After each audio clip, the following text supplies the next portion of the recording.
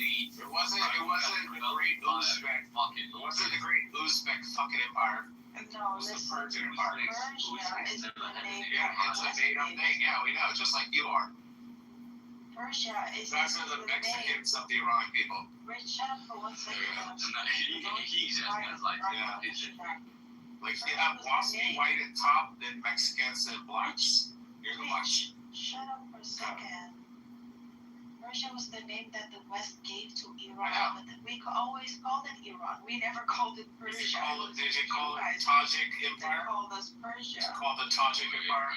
Who called us Persia? Well, it's called the Persian Empire. Yeah, but that word in English is the Persian Empire. For you. It was never called the Tajik Empire. Not us. Well, you made a mistake, not us. Yeah. I don't remember the story of Esther marrying the Tajik Empire. Go ahead, Sina, go ahead. I remember her marrying the Persian Empire. So, Rita, the reason you don't know a lot about the Tajiks is because the Tajik was just like had just like a lot of meanings, okay? And now, right now, it is referring to somebody who is Iranic and who speaks Persian and live in the East, in the Central Asia, and the East, like Iran, you know, the region so-called Iran. And our old names, if you like read history, if you read books, we were named Parthians, Sogdians, Bactrians. We were the guys who burned Athena, okay, to the ground. That wasn't my question. My question was, okay, why is there Tajik people and then there's a Persian people? 10,000 immortals, every single one of them fucking Sogdiana. Burned Athena. Yeah, you guys Immortal just remember the Persians got beat by the 300. They even made a movie about it. That's just in the movie. No, it's in history. We burned Athena. We burned Athena literally, okay? So 10,000 immortals. You mean Athens when they were already a shithole at the time? Wait a minute. Athens was already on a decline and falling apart when you guys attacked them. Hell no. Yeah, they were. They were literally like on the verge of like doing the same thing that they did to fucking Caesar. Like their whole country was falling apart. And you guys that came in and shit kicked them while they were already down. Like, you don't remember that part? Their entire economy was falling apart. They were like having inner strife and stuff, and you guys came in and kicked them all down. We beat them up while they were on the ground. The population of Earth was part of our empire, 40%. Yeah, you beat the Athenians while they were like down. That's all that happened. It is like a country with a side of. Imagine somebody's having like, check this out. Imagine somebody's having like a kidney stone or like their appendix is rupturing and they're laying on the ground screaming and writhing in pain, and then some dude comes by and starts kicking him in the face and says, I won. Where are you from? U.S. I'm the greatest somewhere on earth. No, I'm the greatest people on earth. I'm an Ashkenazi Jew. I run the world. We're the ones over there currently kicking the shit out of Just the wall. the Iranians. Oh, I'm not religiously Jewish, but I'm part of the Jewish clique. Rich, you're really Ethnically annoying. Jewish. Like, you're so full of shit. It's so annoying. Like, you destroy everything. Like, every single unit. Cena's boring. We worked really CJ's hard fucking to dead. form a... Shut up for a second. We worked really hard to form a unity, and then Rich comes and he fucks everything up. Either it's going to be that he says shit about the Prophet Muhammad, and then, or he's going to say shit about Iranians, or it's going to be about Somalis, or it's going to be, and then when I'm a moderator in the room, everyone hates me, and I'm not even the one saying that shit. It's Rich or it's someone else saying that shit, and I'm just here like, and everyone hates me. So, Rich, you're really annoying, honestly. Yeah.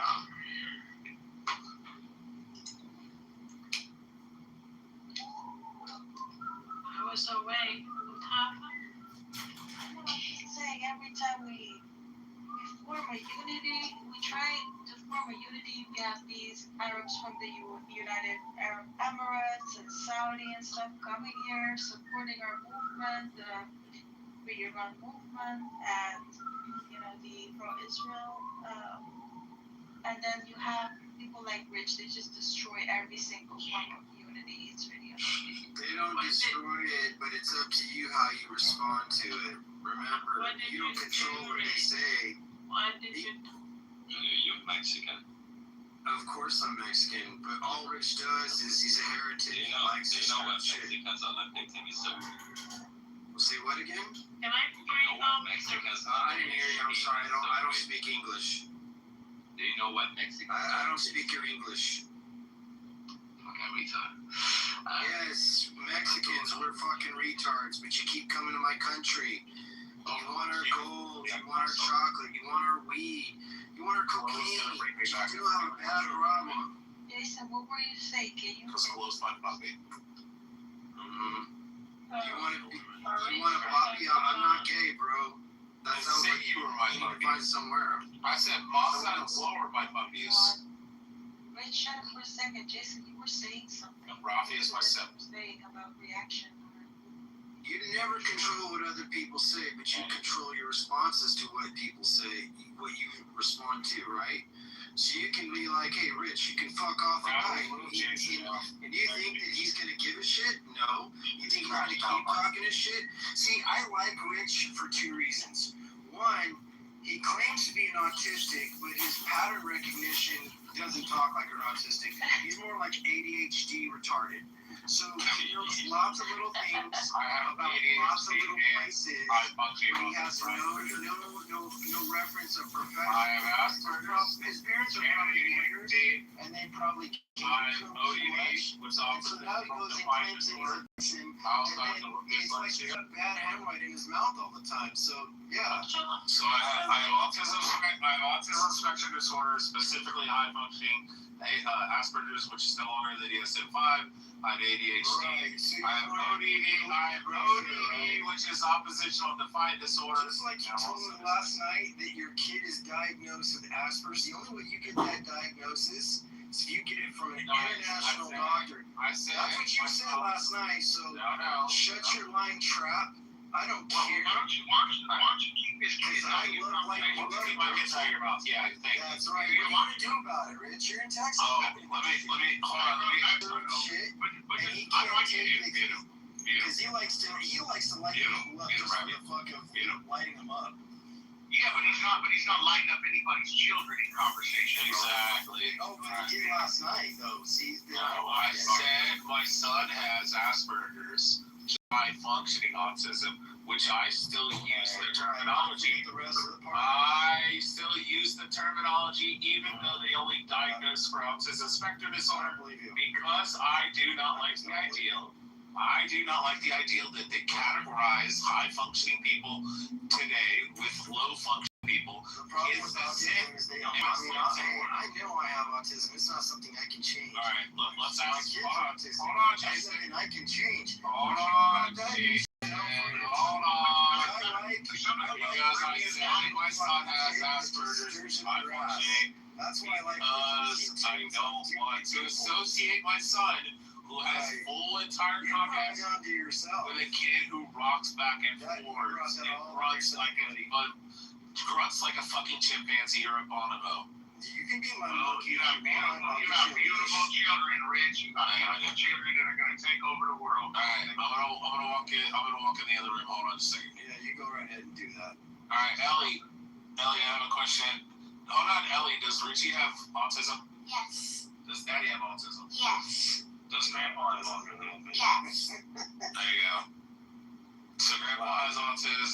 So now you coach Richie has autism, and I have autism. Right. Are we annoying autistic people? Yes. No. She said yes. Ellie. She said yes. Ellie. Yeah. Is your mommy? Is your name Ellie? Is your name Ellie?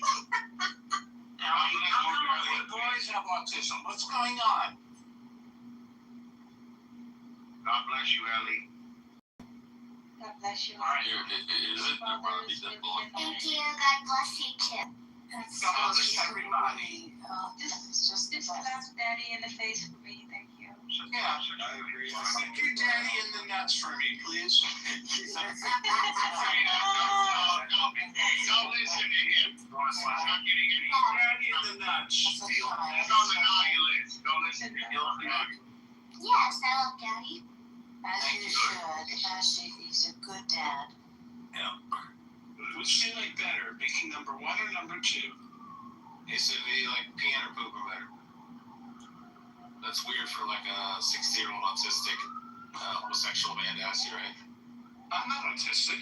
Oh, okay. So he is homosexual. I guess he got past to ask that to a young little girl. Yeah, that's lucky. I'm scared, so you brought her into the room, okay? Robbie, I'm on headphones. I'm on headphones. She can't hear me, firstly. Or she can't hear you. But yeah, just remember what I said, Robbie. Not all pedophiles are homosexuals, but all homosexuals are pedophiles. Like I said, bro, they do that. Every gay person is a pedophile. They fuck with any of this. We're gonna make a bit of Actually, I like Rich. It's called. Yeah, it's just amazing. Harry finally came back to stop being a traitorous little whiny bitch. Oh my god. You seem like, Rich, you seem like you raised a beautiful daughter. Oh yeah, all 3 of my kids are amazing. Like when I was sitting there yesterday in the drive-thru at the gas station, I usually get like a half water, half lemonade for the drive-thru gas station, and I could hear the kids in front, and they were screaming, and the mom was screaming at them, and I'm thinking to myself when they pulled away, I'm like, who the hell raises kids like that? Like my daughter's sitting here right now, just like drawing in her book and coloring. You know, my other 2 kids were there in the car. They may be loud and rambunctious, but they're never like just unruly. And when we go places, we sit down, and they sit down like little soldiers. They just sit there and be quiet the whole time, as they're supposed to do. That's awesome. That's great parenting. Oh yeah, dude. I described my parents. Yeah, good job. And I rub them on the head. And then I would like 2 treats. I was like, hey, do you want Cheerios? And then I would like teach them to do stuff and give them all the treats. And eventually, you just remove the treat, and then you just tell them to do it. And they do it. But yeah, my kids are like extremely well behaved. And both my wife and I they sound like angels, bro. They're amazing. I was a demon child. So. Oh yeah, so was I. My oldest son, the one that has autism, he can be pretty unruly at times. He gets overexcited. Some of our most brilliant minds in medicine and science were autistic. I know you know that. Yeah, for sure. Yeah, I just hate that they removed. So they removed the Asperger from DSM-5 because I think I said this the other day, but I did it after high functioning autism because he was high functioning. But because he worked during World War II and he was in Austria, he, by association, worked for the Nazi part of the Third Reich. And since he worked for the Nazis, these third-wave feminist liberals found out that he worked for the Nazis because he was being paid by them. But he was just a researcher. He was receiving funding as a researcher to continue his research. And they used that against him. Also, they used the idea that Asperger's denotes high functioning, meaning to function, the ability to function within society without caretakers. So if you ever see like an autistic kid and he's 40 years old and his mom's 60 years old and she's taking him out to lunch and she's telling him to like pick up his napkin and like, you know, instructing him to do stuff, and she's living with him or he's living with her for the rest of their life until eventually he gets old enough and he has to go into an assisted living home when the mom or dad dies. And that's low functioning. You know, they can't like have a job for the kids and drive a car and join the military, you know, all that kind of stuff. But it just pisses me differentiating the level of it's all they do, but they put it all under one umbrella called autism spectrum disorder, which was still under that. But people that were high functioning and could function on their own and have like a wife and kids and, you know, live a regular life and shit didn't have to have like, you know, nurses and aides wiping their butt every day and feeding them. They called high functioning Asperger's when they removed it. They moved it in 1994. Yeah, it's bullcrap. What do they call them now? Autism spectrum disorder. You know, they also like to confuse you autism with a high level of ADD. Yeah. Some have ADHD, but it's mostly ADD, and it's not even a disorder. It's just a processor that they function well on. They work on patterns. They highly articulate every single thing. They hear everything you say. They can be excellent in mathematics, mechanical. They can be surgeons. They can be lawyers. They can do a lot more things. Most of them design your video games that you play or apps. They know how to read code faster than the average Yeah, you're right about that. That's a very good point, Jason. That's a very good point. You're right about that. You're right about that 100%. And it's harder to diagnose children until they reach the age of 9, because the test is about 3 to 6 months of testing. They'll diagnose you autistic, but they won't diagnose you with the specific function of your autism and the level of it is. And then you have to ask for a specific specialist so that you can find out where your kid places, so that when you get an IEP or you get into the school program, they can't place them most of the time. They don't have enough special education teachers who are trained in this. So what happens is most parents homeschool their kids up until the 5th or 6th grade, and then they can start blending in. Yeah, I got lucky. My oldest son's in EEF, Early Education Fundamentals. So he's speech pathologist, behavioralist. They have like nurses, aides, all that kind of stuff. Cameras. Are you going private or are you going public? Okay, well, you're in Texas, right? Yeah. Oh, you're in Austin, was it? Or Lubbock. I'm in Lubbock. Lubbock. He only knew 3 words: mama, dad, daughter, like ABCs, 1 through 100, 23, 2 and 3 dimensional shapes, all the colors, all the days of the week, the months, everything like that. All the different weather patterns and stuff like that, like sunny, cloudy, shady, all this stuff, rainy. And so she had been already teaching her for a couple weeks, and my son would sit over in the corner and play with his toys, and he was kind of nonverbal. Like, he only, like I said, 3 words, most of the time grunt, or he would like super whisper where you couldn't make out what he was saying. And so then I finally bought some ABC flashcards. He was 20 months old. I brought him in the other room. I laid him down on the bed, and I was like, look, this is an A, and this is a B. And he started screaming and crap, melting down. And I just got frustrated, and I set the cards down. My daughter picks them up, throws them astern all over the room. My son goes there and picks up the first one, and all he wanted was the cards. And I'm like, no, it's not playtime. We're going to learn this, So he picks up the first card, and he goes, A, apple, B, baby, C, cat, D, dog. Just rattles all of them off. So the whole time while you were practicing with his daughter, he was learning. So we go into the other room. He rattled off ABCs and all the characters. Then he gets 1 through 19. He rattles them off. And I said, Richie, this is 20. Then he rattles 21 through 29. Then I said, this is 30. He did 31 through 39. Got all the way through the 1 through 100. I brought him over to the 23, 2 and 3 dimensional shapes. He rattled them all off. Octagon, hexagon, semicircle, sphere, Rubik's, all this stuff. And I'm like, what the hell? And I'm like, I first asked my wife, I was like, when did you teach me ABCs? And she's like, I swear to you, I didn't teach him ABCs. I knew you wanted to teach him. And I was like, how does he know ABCs? Like, none of us. I mean, my dad and I have autism spectrum disorder. My dad has 134 IQ. My brother has 160. I have 141. My aunt is 136. Cousin's 138. My grandfather was 139. There's 6 members of my family. Nobody knew all this shit at 20 months old. And so I sit down and I was like, how the hell does he know this? And we'd always thought there was a little something off about him. Like, he was the only 3 of my kids that when he first came out, like literally newborn, they set him in the bassinet thing, swaddled, and my other kids would just kind of like stare off into nothing. And he would sit there, a nurse would walk out of the doctor, and he would look at them, and he would track them all the way across the room. And you'd watch his eyes. And I'm like, what the fuck? And then we were sitting there at the park, and he was probably like a year and a half, and he was leaning against like a post with his hand, and he was watching the people playing disc golf, and he was like tracking them with his eyes, which I thought was a little odd, because the other two, my other kid was just running around chasing butterflies and shit, and having fun. And so then I finally did all the stuff, and we get him tested, and he was 2.5, and they said, well, we can't test him until he's 3, but yes, he is.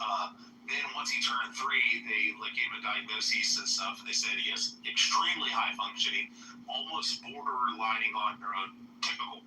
And but they still classified him as autistic. And but at this time he still barely ever spoke. Very aggressive, very frustrated, gets upset when he doesn't get his way because he wants to do it himself. And then also when it comes to school, when they place him at school 3 years old for the EEF program, they put him in there, and they would sit down and they'd say, Richie, this is 1 + 1 = 2. And then They also think that he has, what my dad and my oldest brother have, is an eidetic memory, which is like beyond photographic memory. Like they I know about. My daughter's sitting here at 8 years old, and she'll just start rattling off the rest of the stuff that we did that day. I'm like that too. Yeah, my So I ended up Wow. No, I'm just saying we were having a conversation from like back home when I was like fucking 4 years old. Yeah. And I'm 37 today, and they were talking about the how 4 or 5. So I'm saying, yeah, so they're like, they were talking about like the apartment we had and stuff. I'm like, oh, I remember it was our great grandmother lived in that room that goes into the balcony. They're like, how the fuck do you remember this guy? I remember her bed was to the right. I remember my daycare was to the left. My dad's business was to the right. I would always stare out of the fence looking at their business. So they pulled me out of daycare. They were all surprised that I remembered all these details from like such a young age. So when I lived down in northern Kentucky, we used to live right next to a gas station. It was a little convenience store. It was the only convenience store in our town. And I remember walking with my brother and I'm probably like about 5. And my brother was probably like 3.5, 4. And we would walk next door and we'd go over and get, because it was a little small town, like 380 people, you know, kind of in the middle of nowhere. But we walked to this little convenience store and we'd go get the Coca-Colas and we would slip them out of the thing and we would hold them at angles. Because at the time, if you removed the cap, it would say you get a free soda.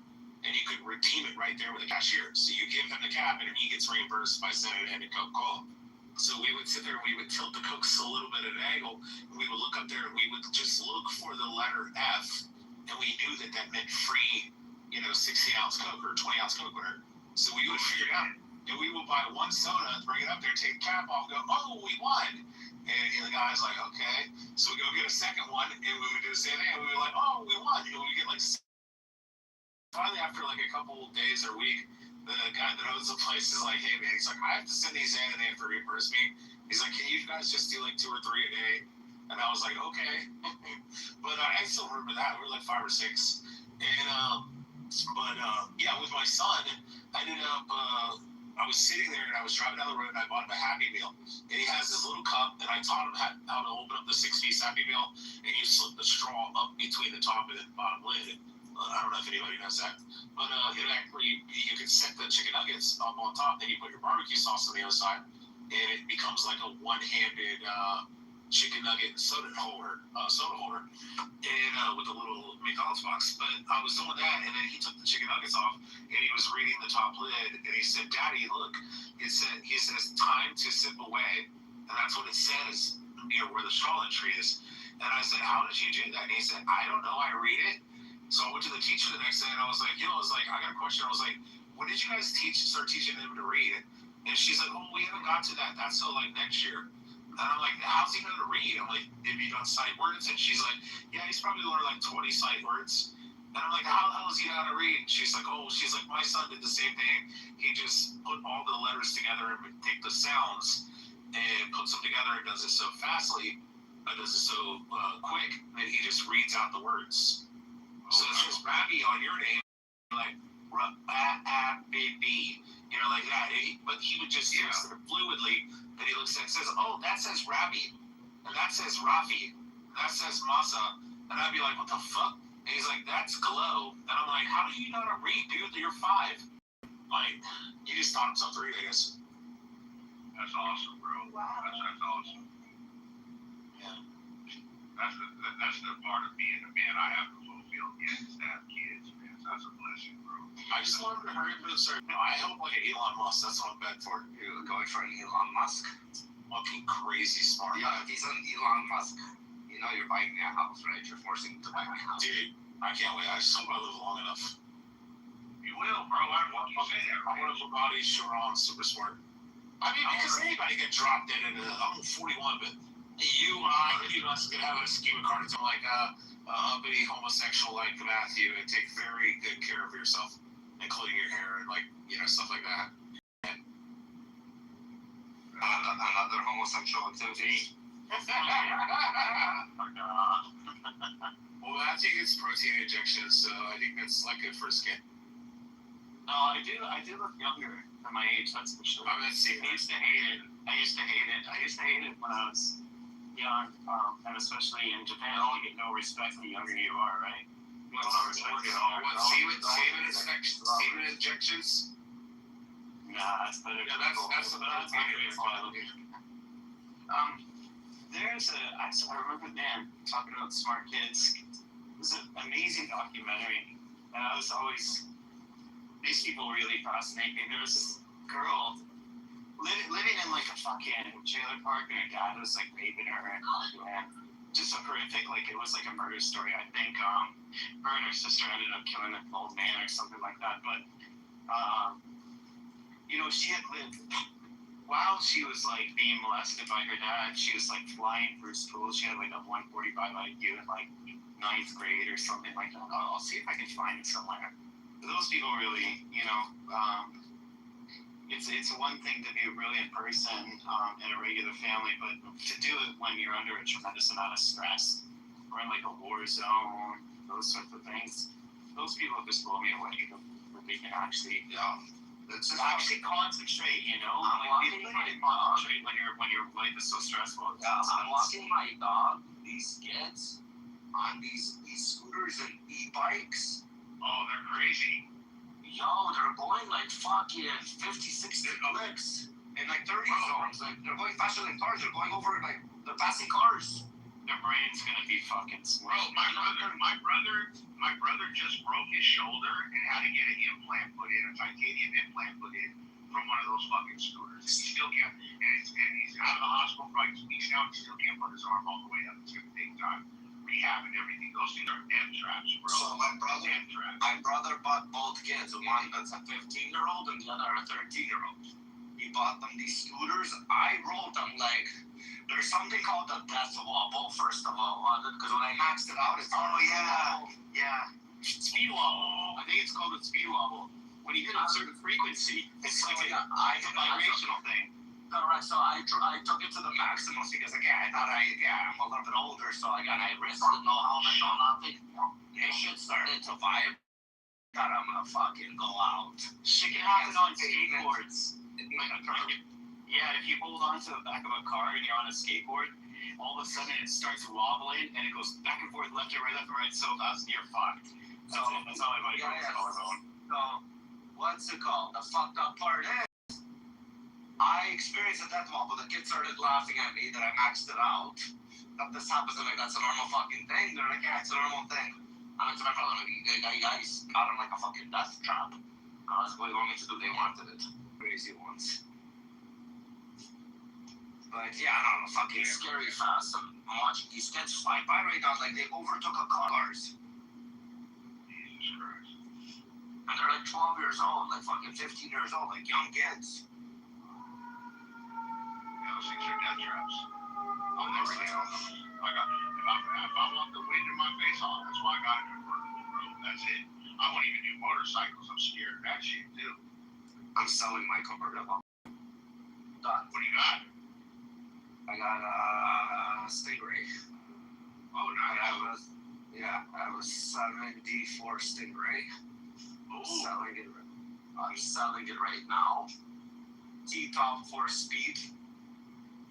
And but I want to buy. You know what I want to buy? I'm switching it for. I'm buying myself the slingshot, but I'm souping it up. Oh wow! I'm getting the slingshot. Wow! Yeah, I was talking about wow. Yeah, so I decided like this is I don't know why I got myself that car. It's cute.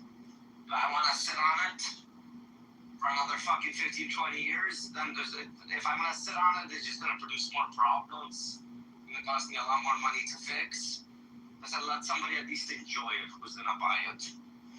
That can fucking drive it because I have it in good condition. Mine's not bad condition actually. Surprisingly. And I said, I want to buy myself a slingshot, and I'm going to enjoy the slingshot. This is more of a me slingshot. Like, it matches my body structure. That's cool. Yeah. So I decided to soup one up, get one and soup it up. I put a screen inside of it, it's going to look cool. Oh, that'd be real nice. You guys can get some good work done in Canada, man. You guys got some good labor up there, man. My buddies, first of all, my buddies are either What do they do, Mexicans? No, I have. Well, just in general, they're like they. I mean, we got great Mexicans. Don't get me wrong, but just in mass, like a lot of like car audio stuff, like you get done out there in customization. They do a fairly good job, and they know. Yeah, it's because they're frozen in their houses for 7 months out of the year and have nothing to do. So No, my buddies are either mechanics, tow truckers, body shops. Yeah, they're stuck in their house. Yeah. What's stuck in their house? We're They're stuck in the garage working on the car in the winter, and they're like, "Hey, we can like do a lot of work." No, my buddy has the fastest M5 in the world. F90, the fastest F90 in the world. Well, it's actually between him and this guy in Moscow. He loses his thing every about 3 to 4 months. He loses it, then he starts rebuilding the engine, and the guy in Moscow loses it, and like they go back and forth. So it's like a the F90s he has. He's right now doing, so he has also a BMW 3 Series. He bought like a regular one, and he made it like stupid insane, like faster than almost any M3 souped up that you would find on the track. His regular like 328 that he bought rear wheel drive, he made it like stupid insane. Like this guy's a mechanic. That's awesome. Yeah. I know a whole bunch of Indians that actually did a damn good job. So, I wouldn't trust. Believe me, I know. He likes, and he showed me the videos and everything. They did a damn good job. They must have brought some Mexicans up years ago to teach him or something, but they were fucking great. Good job. So the guy, the mechanic, like, he has autism on cars, and I have to say it. He literally strips down an engine to the last fucking bolt. Like, he has these, like, Rubber-made, like, boxes that you have, like, to put toys away and stuff. So when he takes apart an engine, he puts parts into, like, these boxes. So it has, once he puts back... Yeah, he compartmentalizes every little screw. There's not one, once he's done, there's never one screw left that wasn't put back into its original place. Yeah. Not one fucking screw, and he does it all by himself. Yeah, so he learns the internal, so he can save time on repairs. The way he's doing it, man, like he's a fucking genius to be doing shit like that. See, Rafi, I have that engineering mind, and my dad has always accused me of never being happy. And I always assumed he was right. I was like, maybe I'm just fucking ungrateful. Like, I can't just take a stock car, put some exhaust in, turbo, and then, like, in my mind, I look at everything, and I'm like, dude, we could make like an extractor heat fan that goes and sucks all the radiant heat out of the engine bay when it's hot, and we could, use heat blankets to wrap over the turbos, and then wrap the entire, or ceramic coat the manifold and the entire exhaust, and then coat it and wrap it all to like keep down the radiant heat, and then use a push-pull fan for the radiator, and use a larger diameter. And see, everything I want to do, now it counters the weight. When you do weight reduction, now you're adding things that's gonna add weight. So no, I know that, but I'm not talking about a horsepower car. I'm not talking about a horsepower car. I'm talking about like on my Expedition. Because like my Expedition 8 passenger, you realistically do 3.5 liters, you can get about 6.5, 700 horse before you get to do like internals, and you can safely drive it at 650. And on E50 fuel and stuff. But the problem is when you open up the hood when it's been running for a while, everything's heat soaked, and you open up the hood and it just rolls out like over 200-degree temperature, and it just blasts you in the face. And the way to do that is to extract all the heat out of the engine bay and to keep everything super cold. Like a push-pull fan with a larger diameter radiator, and then also one of the other things you could do, an electronic or an electric AC system that runs into the intercooler system, which is what they do on the Dodge Charger Demons. So like the Dodge Charger Demons, when you're driving down the racetrack and you do like 2 or 3 laps and you're starting at but that's designed for superchargers, not for fucking turbos. Yeah, but it just goes into the intercooler. It goes into the intercooler. Turbo doesn't air. Turbo just needs air. Doesn't matter hot air or cold air. It's the combustion. So I get that. That's why you have an intercooler still on it though, because you're cooling the air that's going back into the engine. So the engine that's coming back into the intake, the engine that's going into the intake manifold, that's what runs down through the intercooler. So if you have the AC blowing through there, it can lower it by up to 45 degrees. So the intercooler itself can typically lower between 40 and 60 degrees. Typical average. And then doesn't that also help cool the transmission fluid and everything else with the transmission? You know, you have a transmission cooler, so you have a transmission. You have a separate. Yeah, it's separate. Hey, you guys ever deal with those Japanese, what are those fucking Japanese cars that have like the ceramic turbo? You know what I'm talking about? So the turbo comes on like immediately. You don't have to wait for it to kick yet. Like a hybrid system, or it's like a small. So in like the 90s, early, you know what I'm talking about? Turbo. Yeah, no, these were like in the early 2000s or 90s where like, you know, there's like turbo fan. Yes, it had a different Kind of ceramic. It had a throttle response. So when I would hit a little stupid delayed throttle once, I noticed the AMGs are good, especially if you're doing launch control on it. But once that you're talking about the ceramic, it had to have been like on Accords, I think. Not on Accords, I mean on Preludes. Talking about those ones, the VTECs? Maybe I just googled it, so it said so it's a ceramic turbocharger, factory installed ceramic turbochargers. The problem is that the fucking things, like if they exploded, there's no way like to replace it without basically taking the entire engine. You can't rebuild them, basically. No. The other ones are rebuildable. This one's not. Yeah, so these were like, I don't know, so in some versions, yeah, they had them in the Skyline, the Supra, and the RX-7s. They all utilize the ceramic, the hybrid ceramic turbo line, twin turbo setup. Yeah, near instant boosts. Mazda fucked up many times on their engines, especially on their rotary engines. Yeah, they were experimenting a lot. They sounded really fucking good. Yeah, they were shit. Yeah, you have to tune it up really carefully. But the Supras, those are beasts. No fucking, you can't really be straight out of that. I mean, it's okay.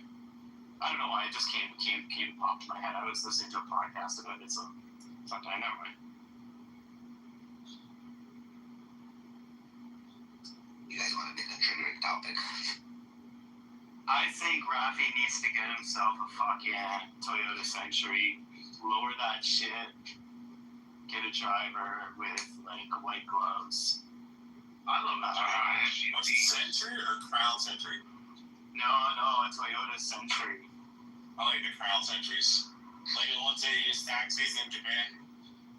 I know, yeah, those are good. Yeah. Yeah, I don't know. The guy in Shinjuku, I came over and I tried to open up the door, and he's like, no.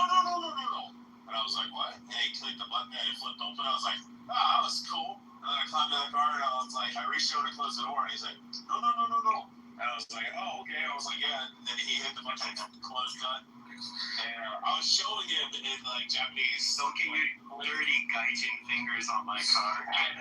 Dude, this guy was the nicest fucking dude on earth. We're in Shinjuku and I'm trying to find the Shinjuku capsule hotel. And we're going from Shinjuku Station there. And I was like, do you know where this is? Zero English. And just yes, no, or something. Or thank you. Yes, or grocery store, convenience store.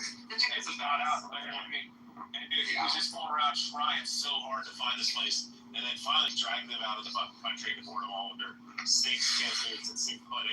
They're so hard, so they know that Japan is so strict that if they ever fuck up, they get kicked out. So it's so, like, they're so hard. Like, they just try to get you to go in their stupid ass unpopular clubs. No, I know that, but he would leave me alone. And I'm 6'4". I'm a big guy. This guy's like 6'7", 6'8". Is this Rich? Big Rich. Yeah. And so the big Nigerian guy or whatever, Senegalese or whatever, standing there and just fucking midnight black, and he's like just arguing with me about going to his like strip club or bar or whatever. And I was like, no. I'm like, dude, I have a fiance. I'm fine. I have my own Asian chick. I'm good. And he's like, no. I tell you. I know we have a hotel. And then I was like, dude, I'm sorry. And then he yells for his buddy. He said there's like 4 of them, and they're all like 6'7" to 6'8". and they're all just surrounding me, and they're just like trying to pressure me and shit. And finally, I had to look at them, and I was like, listen, I'm not going to the fucking club, dude. I'm trying to find my shit. I just flew from fucking Los Angeles. I want to go home. Yeah, those So I had to go off on them and shit. They wouldn't stop. You just ignore them. That's all. They're completely harmless. Like they're just, I don't know. They do that shit because the boss is like looking out the window to see if that they're actually trying to do their job. That's why they do that. Because there's like a small little Japanese guy looking out the fucking window, being like, "Oh, they better go to work." You know. I just ignore him. Just walk by. He's talking about Shinjuku, guys. So it's just one area of the city where it's all nightclubs and stuff. It's the rest of the city. Ritual vouch for it is so super, and these guys are actually very harmless too, but they do look kind of out of place in Japan. Yeah, I want to go to Japan. I've never been. I'll go in the next 4 years. Yeah, if you want to go someplace where people are like actually civilized and like act like fucking decent, go there. Well, of course, Japanese people are always like that. They're very, very well. I mean, they're the best tourists wherever you go. You know what I mean? How they travel. You know, they don't leave messes behind. They leave it cleaner than when they came in. Cleaner than when they came in. Yeah. It's always, and then the cuisine. You know, like the food. Oh my god! And then when they cook other cuisine, like when they try to, when a Japanese opens up an Italian restaurant or a French style bakery, like. When the Japanese get their hands into other recipes, they improve them. So you know what it has to do? You know what it does? It has to do with the shape of Tokyo. This is a crazy thing, Ravi. So what it is like most Japanese neighborhoods, they're like mixed build. So you live and you can live and work in the same, like basically same building. And everything's like, it's like cockpit living. I don't know if you ever seen like this day in the life of a young Japanese man in Tokyo or whatever. And he'll go in his tiny little ass apartment, and like if he stretches out, his foot's on one end wall, the other foot's at the other end of the wall, right? So, and then basically these fuckers work like 12 hours a day. So their entire life is like, no, but then, so instead of running away from work, they try to make it as meaningful as possible. So what we have is these neighborhoods that are super high density, and then a lot of people living and working kind of sometimes close as, I mean, I'm talking about people that aren't salaried men. I'm talking about chefs, I'm talking about like artisans, I'm talking about people that like do stuff with their hands. So they'll typically very often like work right above where they'll live right above where they work. You can like go to the convenience store, and if you've seen videos about that, pick up whatever you want at the convenience store. You turn right, and it's like super close. So none of these guys, like it's a fucked up different kind of way of living. And then the other thing is like, because everybody there is all kind of the same culture, and it's very hierarchical. When they get into a job, they do so many years of training. And they start you off soft, and they like bring you into the culture of that particular place. So everything's just designed in a way where people are just so highly hyper focused on work. Hey JB. What's up, bro? Can I just interject for 2 seconds? I don't know how long I can stay. I'm sorry. How you doing, bro? JB. Yo. Yo, let me tell you something. I give you a lot of shit about some of the moves you make. I'm gonna send you some flowers right now. This dude on your stage, Robbie, is fucking aces. You should mod him every single time he comes in your space. This is Thank you, JB. This is my brother right here. Whatever he fucking needs, I got him. Nah, man, no, I love you, JB. I got your front backstage, bro. You already know. I'm not somebody to draw for you, bro. You can do, bro. For real. Yeah, there's a long line, brother. Sorry to interject, Poodle. Anytime, JB. Anytime. You know that. JB? No, not at all. I'm doing great, thank you. You? All right, thank you for the explanation on the culture in Tokyo, though, Mr. Matthew. I appreciate that. I've been good, man. I know you were saying not too long ago you were going to Texas to see one of your kids or something like that, JB. Yo, I'm moving, bro. I'm moving now, and I'm leaving Friday. Oh, wow. What part of in Texas are you gonna move to? It's called the Woodlands. It's Northwest Houston. Oh wow, that's nice, man. That's awesome. Congratulations. You come anytime you like, man. You're welcome to me, Costa, Sue Costa. No. My good friend, he has a logistics business. He's begging my ass to come out there, so I'll probably come out there soon, and I'll let you know that he's got me a place to stay and everything. I'll come out with dinner or something. And I'll be in Houston this year for sure. Yo, ask your friend. I want to take you to a place called Perry Steakhouse. Ask your friend about Perry's. Yo, we'll have a good time, Bobby, man. You're one of the few people on this app I've actually always wanted to meet. No, man. Likewise, bro. Likewise. We're always somebody with an open mind. Like when it came to debate on here, when a lot of people just didn't like who I was, or just didn't want me to say anything in their rooms, and you fought that censorship or the idiocy with a lot of people, man. So yeah, man. You already know, real recognize it's real, bro. No, for sure. And I know you didn't take shit. You know what I mean? In rough accommodations as it came to cuisine like I have. You know what I mean? I'm just keeping at that. And when you eat shit in life, you appreciate the steak. You know what I mean?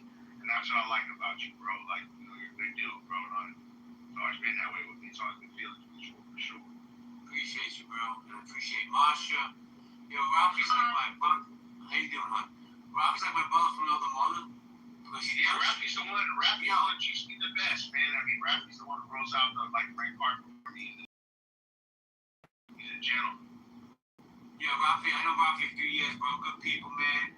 He keeps... Yeah, Ralphie's such a smart man. Such a good guy. I think so. He's the best, man. I think so, man. You want to get a job? That girl's so beautiful. Oh, you got the best eyes. You're such a smart lady. Oh, I respect you so much. Come on. Almost like I can't be a fucking remix. Almost like a front man. Oh, there he is. Yo, it's Richie. No, don't move him down. Yo, Rich. I want to call you. Hold on. If you want to bring him up, It's a regular smart fucking con man. Oh, yeah. Richie, you get raped two girls in a hotel in New Jersey. Okay. I'm going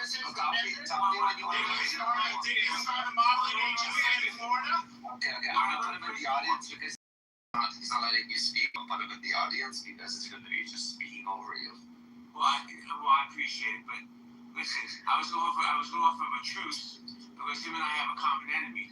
But he wants to keep sitting on my cock. I can't stop shooting on his Martian. Yeah, Rich, stop being a dumb Rich. Yeah, Rich, stop being a fucking dumb cunt and like just fucking over speaking people. I'm gonna bring you up, shut the fuck up, and listen. Fucking, I have to treat him like a guy. Why you have to be such a bitch clout chaser, Offie? He doesn't have any. Okay, you're gonna. He doesn't have any clout. Rich, bro. Like a lot of people try to come after you and stuff and all that type of thing. Yeah, but I didn't rape two girls at a hotel. You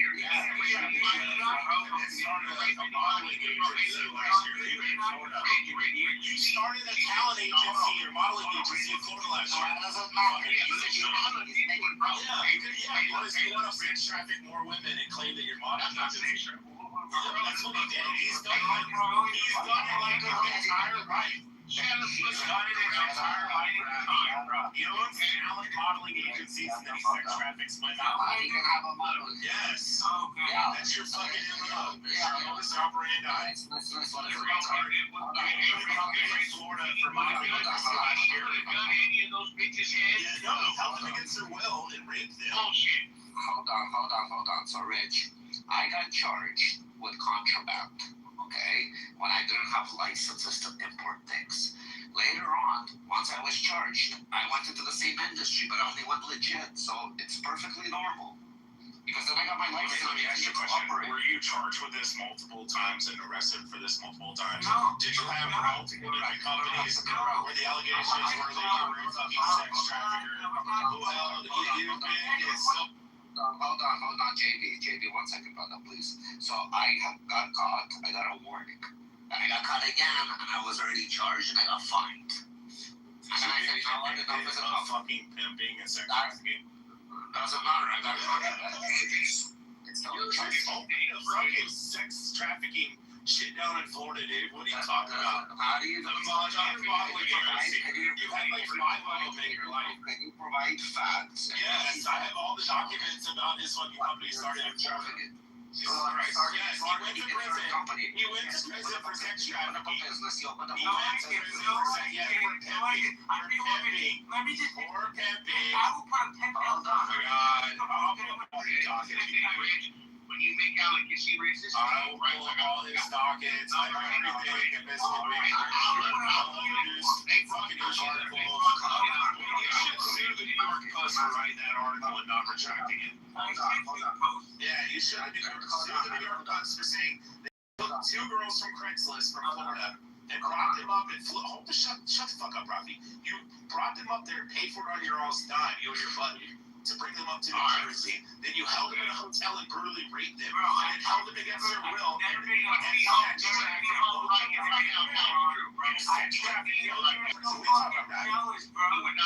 so jealous of a fucking pimp rapist. I'm so jealous of a pimp rapist. Yeah, a sex trafficking rapist. I'm so jealous of you, Jason. Yes, I'm so jealous of you, Jason. Yeah, I'm so jealous of you growing up on the fucking floor with dirty, tattered floors getting raped by a fucking Jewish man. See, Rich, if someone came in here, right, and called you a pedophile, and called you a kid, I can prove that he is. look, bro, I can prove he is. that conversation. I can prove he is. He's in prison for it. Listen, Prison for fucking sex trafficking. No, I wasn't pretty Sure. sure. You held those 2 girls against their will. You pled down, you fucking dirty piece of shit. You like Pled down, you fucking retard. No, That's how the district attorney works. Yes. The district attorney fucking tried to charge him with a bunch of shit. And then they settled for it. They settled for it. They did it. Fucking rapist, sex trafficker. They settled Go fuck yourself, Jason. trial. You gotta understand, Rich, they couldn't prove that going into the trial. Yeah, right. Okay. No, bro. It's MO, bro. Bro. Because Mitch is by every day. Mitch is by every day. How many companies has he opened where he does this modeling sex trafficking fucking agents and shit? it's crazy how he has no video in my life. If those videos were not held against their will, You're back to the old antics, aren't you? there's nothing wrong with I have a question. Oh, hold on, Remy. I have a question for you sincerely. How does it feel to know that you became the monster that molested you when you did that fucking that little fucking shit out? No. How does it feel to know that you became the same fucking sex predator monster? No, come on, bro. You can't show He got molested when he was a kid, and he turned himself into the same fucking monsters. Bro. Rich. He is. I mean, if you guys want to fucking be friends with him, I don't care. He's a cocksucker. He's a cocksucker. He's fucking manipulative people. I'm sorry, Jason. I read the criminal complaint. I read his sentencing. Nothing of those crimes he was convicted of. Wasn't convicted of trafficking. Wasn't committed coercion or anything like that. He wasn't, bro. He wasn't convicted of that. Yeah, dude, people have went out and killed fucking 5 people and got lesser charges and got like accidental vehicular manslaughter. They were drinking and driving around 120 and blew through a fucking red light. They should have been charged for the death of 4 or 5 people. I had a really accidental vehicular manslaughter. And you're like, oh, it's an accident. Even though it's on 120, the truck driving through a fucking traffic light at 3 in the morning. You can't compare those 2 scenarios. Yeah, I can compare a man who found 2 girls. Oh yeah, you're willing because they wanted to do adult films in fucking Florida. They were on Craigslist on an ad, and then he fucking flew them up, him and his buddy did, to a hotel that it says that they fucking raped the 2 women, held them against their will, and allowed for Johns to come in and fuck them for like 2 weeks. And then they finally got busted, and then he went to prison. They can trust the police. They don't have the evidence. We all know that he's a scumbag rapist. They have not, but we understand the budget they have for trafficking cases. Bro, let me ask you one. It's a slam. Let me ask you this. I'm about to jump off here and get a pack of cigarettes, so let me ask you this. If you owned a fucking, one of those VHS fucking DVD stores back in the day, like a little Blockbuster, like a hometown one, and you got busted, and they made the claim that you had fucking kiddie porn in the back of your fucking shop, and you may or may not have. and then you go and spend 6 years in prison, would you then come out and fucking open up a fucking movie fucking place? Would you come out and do that 2 or 3 more times? No. You'd probably fucking stay the fuck away from that and be like, I don't want to deal with any of that shit. This dude owned a fucking modeling talent agent where he sex trafficked fucking women through it. Got in trouble a bunch of times, kept closing out and open up, and then finally got busted and put in fucking prison. And then he gets out of prison. He opens up another modeling fucking agency in Florida. Bro, come on. It's like a pedophile moving next to a school.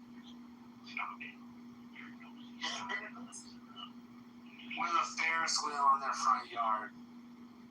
We're talking about having JB's a sex trafficker. No, he's not, bro. I wasn't saying that. I was making a joke about Michael Jackson, bro. Oh yeah, like JB. They're both sexual traffickers. Oh, you're fucked up, bro. You can't put that on somebody. You have to try cloud chasing. He doesn't even have cloud chasing. It's not about cloud He chasing. doesn't even open rooms in his unhealthy debates. Nobody wants him. I do this different, Rich. I do it like the penitentiary. You gotta bring the paperwork, bro. Yeah, he's got papers if you look. You can go look at the papers. I'll look at it. You can see. Hold on. He wasn't actually charged for the crime charge, right? He was charged for a lesser charge. Was it? Yeah, they put him on a lesser charge. They do that all the time. Rafi, check this out. Imagine somebody comes in and brutally rapes and murders your fucking wife, and then they plea it down to just rape. I know, like, well, we don't agree, but he claims that when he was raping here, he accidentally smacked her head against the wall and she died. And then he gets charged with just rape. So he's known as a rapist for the rest of his life, but he's not known as a fucking murderer. Would you still consider him a murderer? You're comparing extremes that are not existent in this case. I'm comparing a guy who found girls on Craigslist, flew them up, put them in a hotel, raped them, and then held them against their will to fucking perform sex. The ones who do it, they gave them none of the money. That's what the news article and all the shit says. The original complaint was that he didn't allow the girls to have any of the money. He held them against their will. That's what they reported. Who's this guy? Every day, bro. The news lies every day. Jason Brescia, the guy in Red News TV. Go read it. Sex Slave Shock is the name of the article from New York Post. There's like 4 or 5 articles on it. He should have had them retracted if they made it all up. I mean, you could have simply called him up and said, hey, remove that, I'm going to sue you, because that's defamatory, because that never happened. And they would have to fucking remove the article, and it would be scrubbed from the internet, and I couldn't look it up anymore. Everybody else couldn't look it up, but you know why he doesn't? Because that's what fucking happened. It's crazy, bro. It's called Sex Slave Shock. Nah, bro. Sex Slave Shock. New York Post.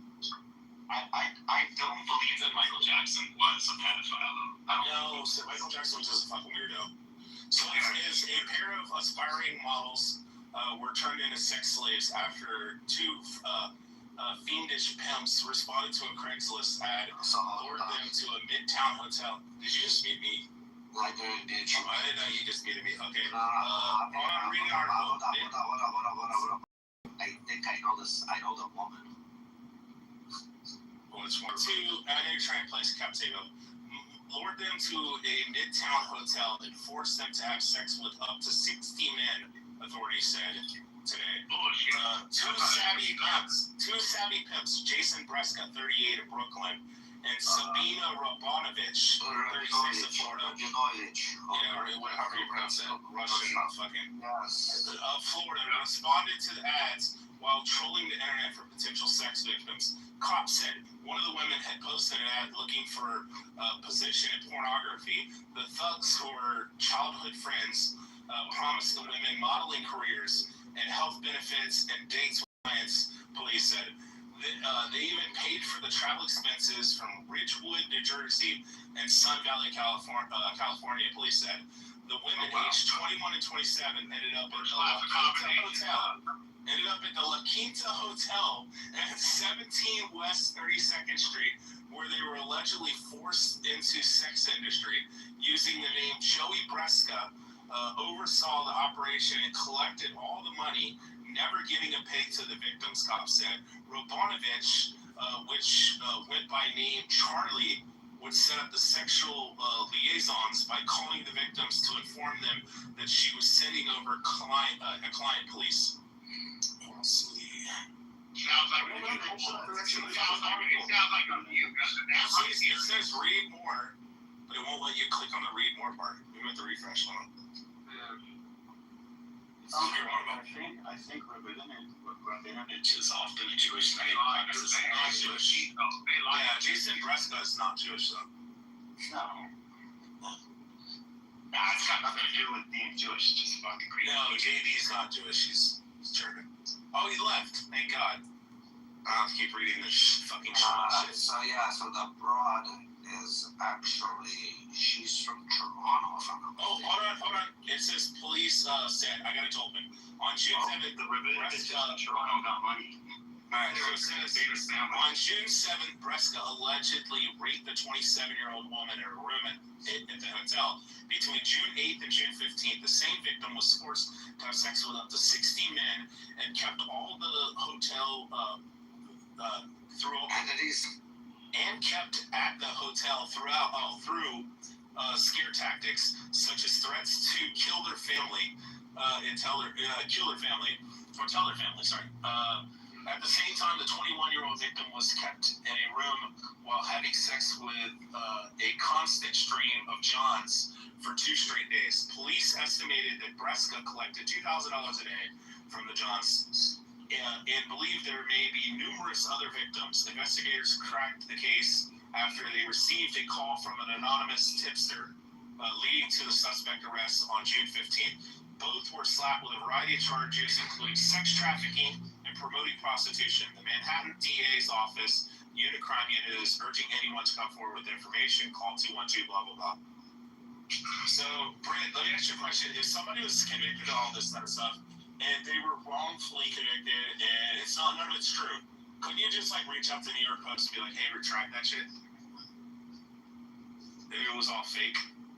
The New York Post would get in a lot of trouble for it. Yeah, they would get in a lot of trouble. Like when they said to President Trump, what did they say about, who was it? Oh, they did the Covington boys, remember? They got $200 million or something, or $500 million. As far as I understand, and then you change it, it's okay. And then you have to make a clear article saying, look, we fucked up. Then that's as far as I understand. I think it's just sad, Matt, that most people are duped. And I'm not saying you're duped, Rabbi. I'm just saying he is a slick, fucking sly, manipulating con man. And he has a tendency to dupe people. And people who align with him or have a friendship or connection with him and stuff will believe him no matter what. The Rabbi was defending him and saying that he wasn't all these things and stuff. My point is, there's a bunch of people that die from Healthy Debates, Rabbi. There's a bunch of different people that they scream and yell at me that he's an innocent man and he didn't do that. He spent his time and blah, blah. It's I understand that. If he was on the straight and narrow, he wouldn't. He owned a modeling agency, a modeling and talent agency. Okay, that was his MO. He's owned 5 of them up in New York and New Jersey. Old guy? Yeah, it was JD. The guy was just on stage a second ago. He just left. The guy was Jason Breska. So the thing is, wait, you're not talking about JD from Healthy Debates. Running little hookers, bro. Running hookers, bro. That's what it sounds like, bro. Running hookers to a front. Okay, you're running little hookers, but it's still fucking disgusting. He's a sex trafficking fucking sexual predator. You're not saying he is. JD from Healthy Debates says Jason Breska from the news article from the New York Post, who I don't even have to say allegedly because he was fucking convicted. Hold on. He was not convicted of these crimes. He was convicted of trafficking. He was convicted of something. Sex trafficking. Convicted of sex trafficking? Are you referring to the JD that was just in this room? Yes, the one Hold on, Azur. Let me ask you a different question. This is all public information. We find out. Both were stopped on a variety of charges, including sex trafficking and promoting prostitution. Yeah, wow. Okay, slapped. What actually stuck? It's prostitution, promoting prostitution. So, I don't care. I don't care if it I got was sex on your No, bro. Listen, I have a fucking cousin. I have a cousin.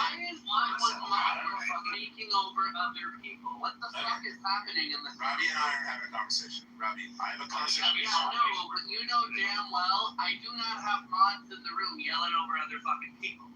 What is happening? Robbie, I got you. Robbie, I had a cousin just in the last couple of years who was shot in the back of the fucking head because she was arguing with her drug addict fucking ex-baby daddy, and he took a 38 revolver, 357, put it to the back of her fucking head, blew her head off because he was wearing fucking gloves because he was trying to kill her. He took the gloves off. He went and immediately took a fucking shower and bleached his hands and all this kind of stuff, and then disposed of the river in the fucking Dana National Forest. Because of this, he was never convicted, and they said that he was 100% innocent.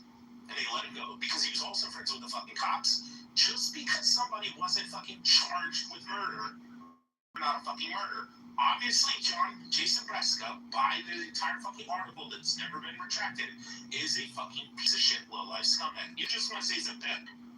Pimps rape fucking women all the time. I don't care if they're hookers, still raping them. Fair feature, if it's a fucking hooker or not a hooker, it's still rape.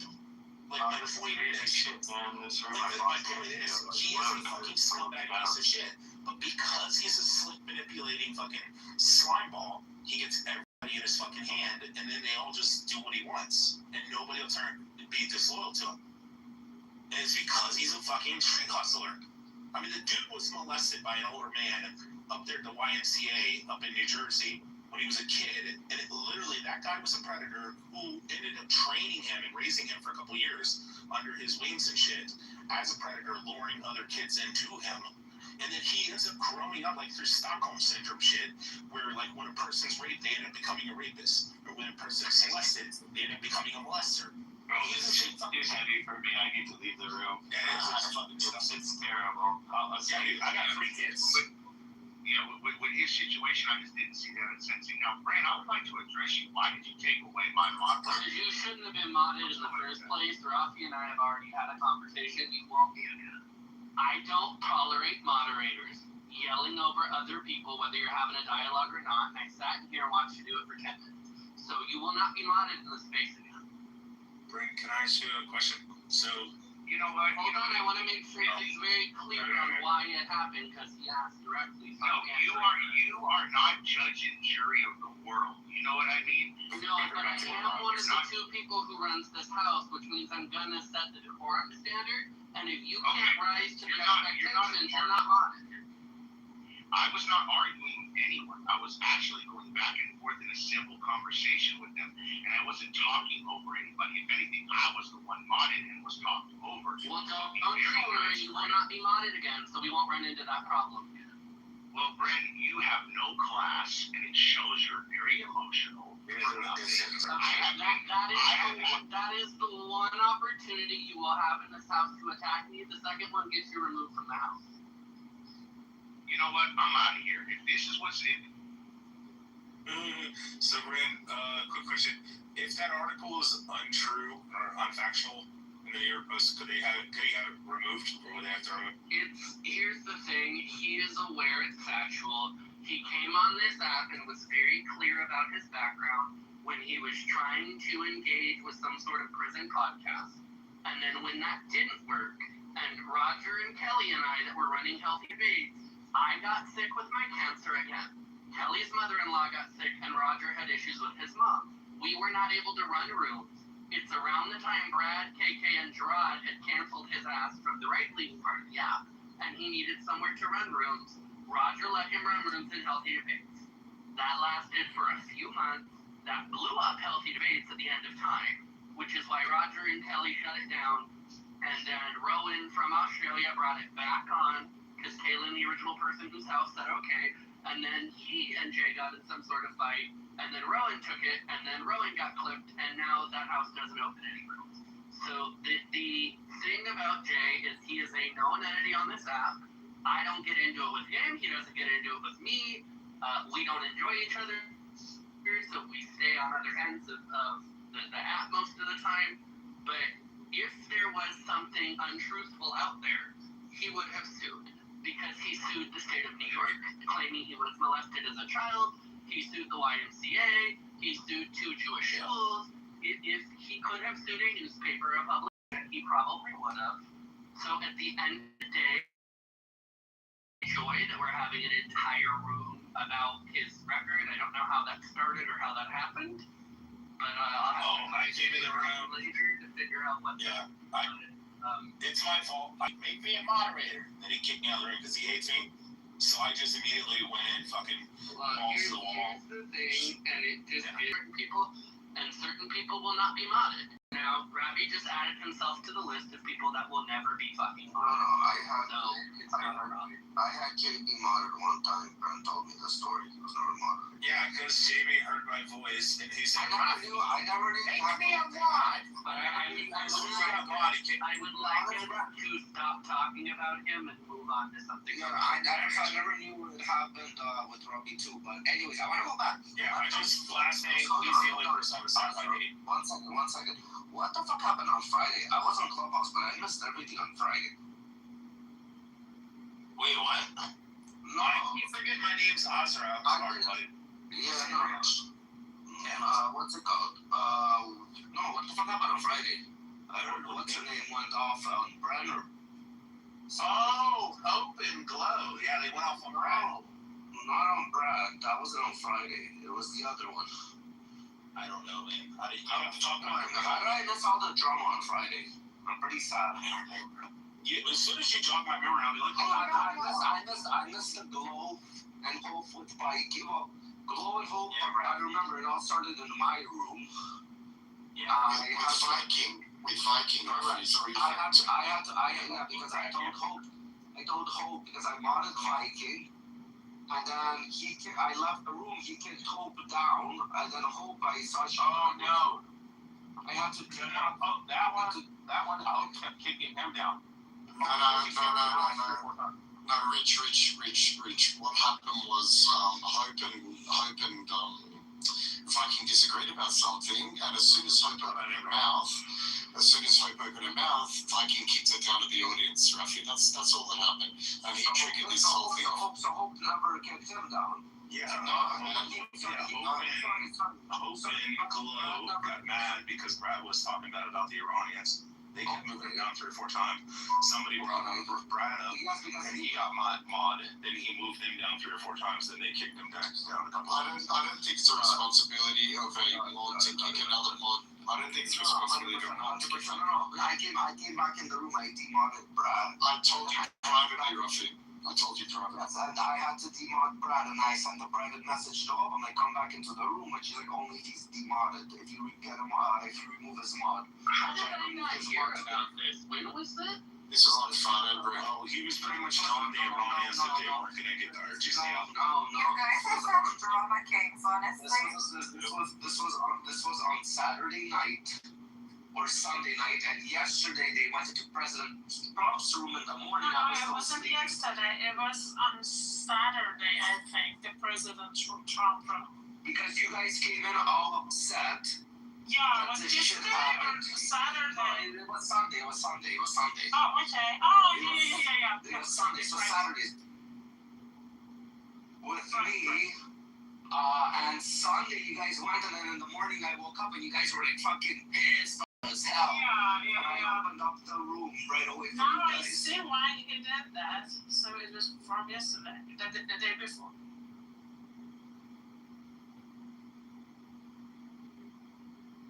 Steppy has AIDS. Because he's half Asian. What the fuck, Richard? Oh, he was saying that I gave STD rubs at 7-Eleven. I know him. Yeah, Steppy and I are pretty close. We're friends. He needs to get up on stage.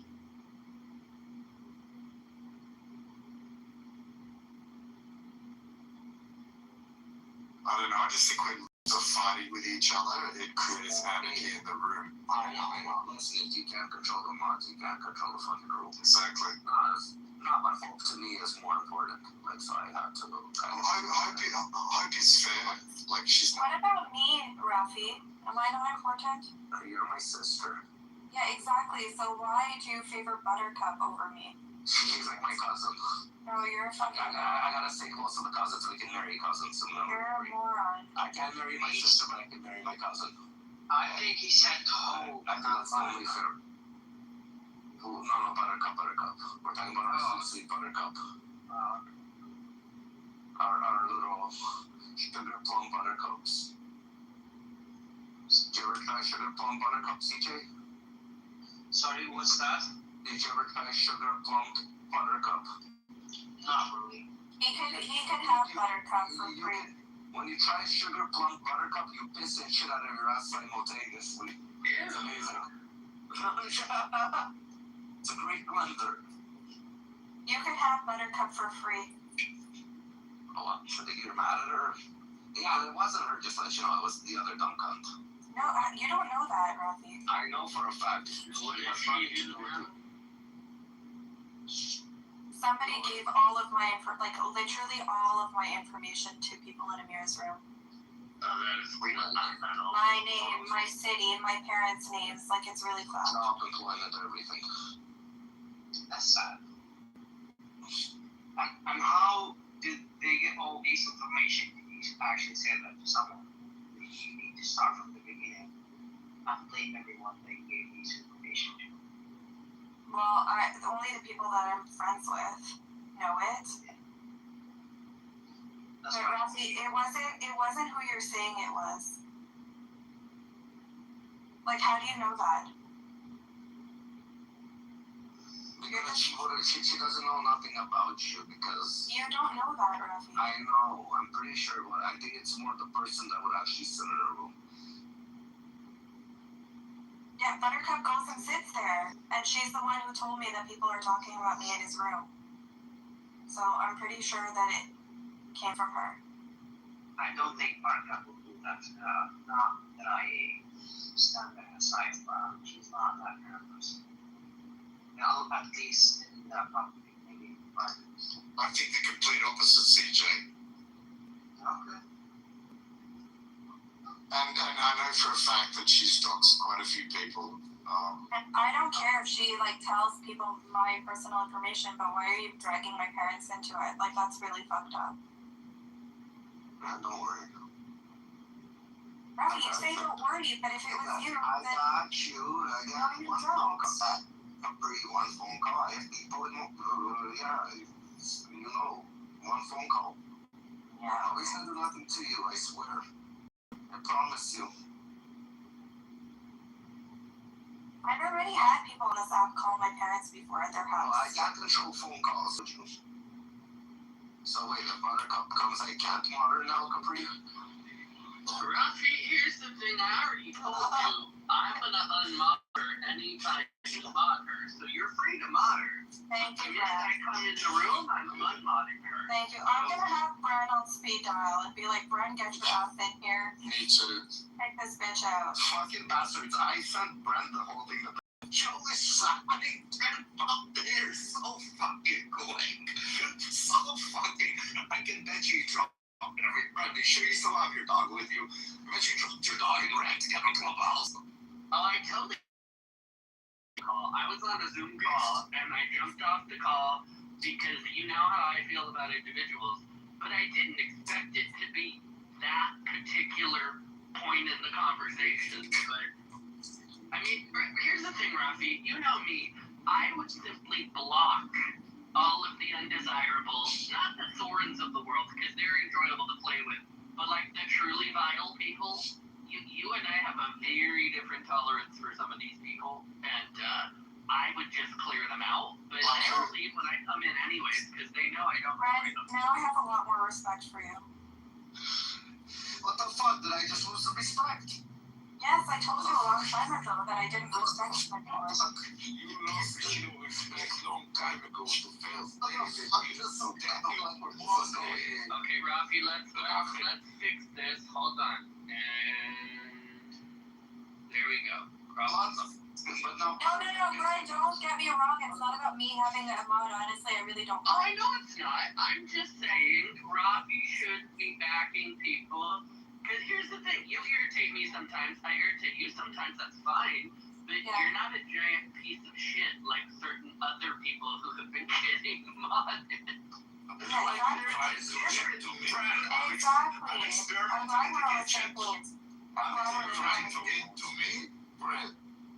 No, not What are you talking about? You think you can't be modded? Shuki is the biggest piece of shit in the room. Like, you can't be modded and be screaming, she's a cunt, she's a cunt, even if the house gets reported. Shut the fuck up, Amos. We don't want the house clipped. Shut the fuck up, Amos. So I had Rich, so I modded Rich and Pepe together so they don't kick each other out.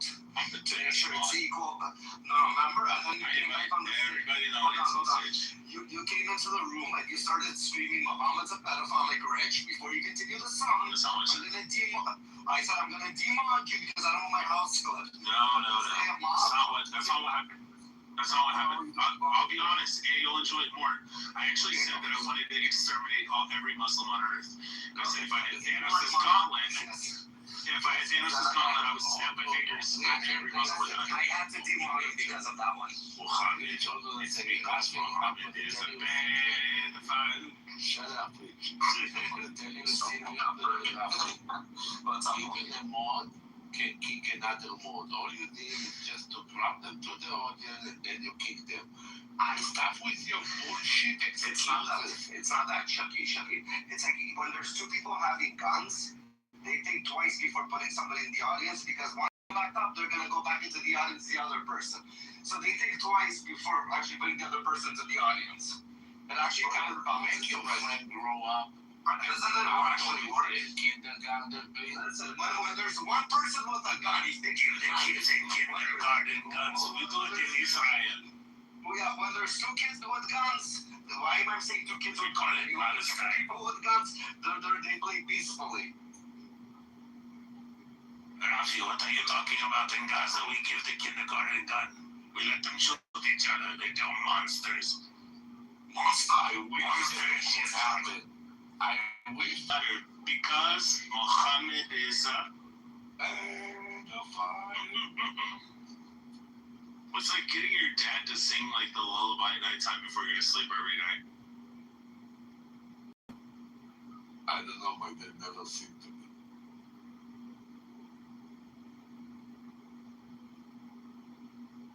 And because of my voice, I never sing to my kids.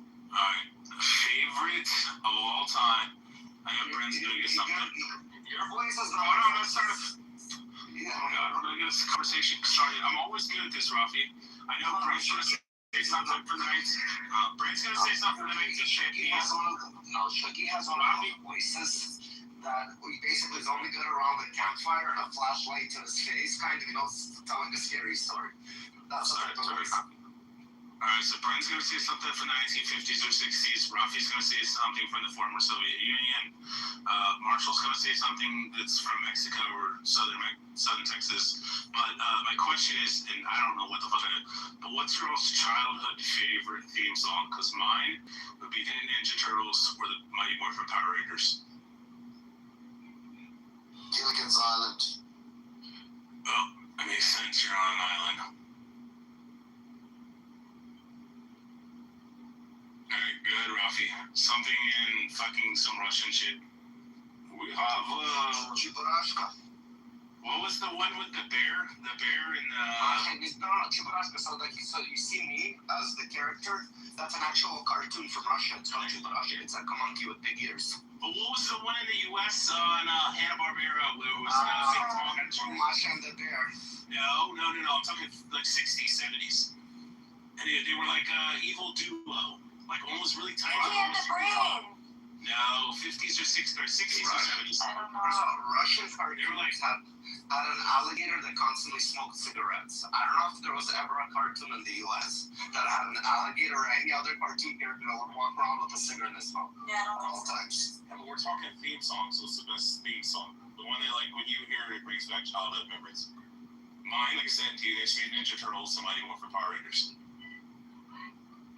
What's the theme song of all that reminds you? Like the opening intro song for a cartoon or TV show that you loved. That was like your favorite song. The Simpsons.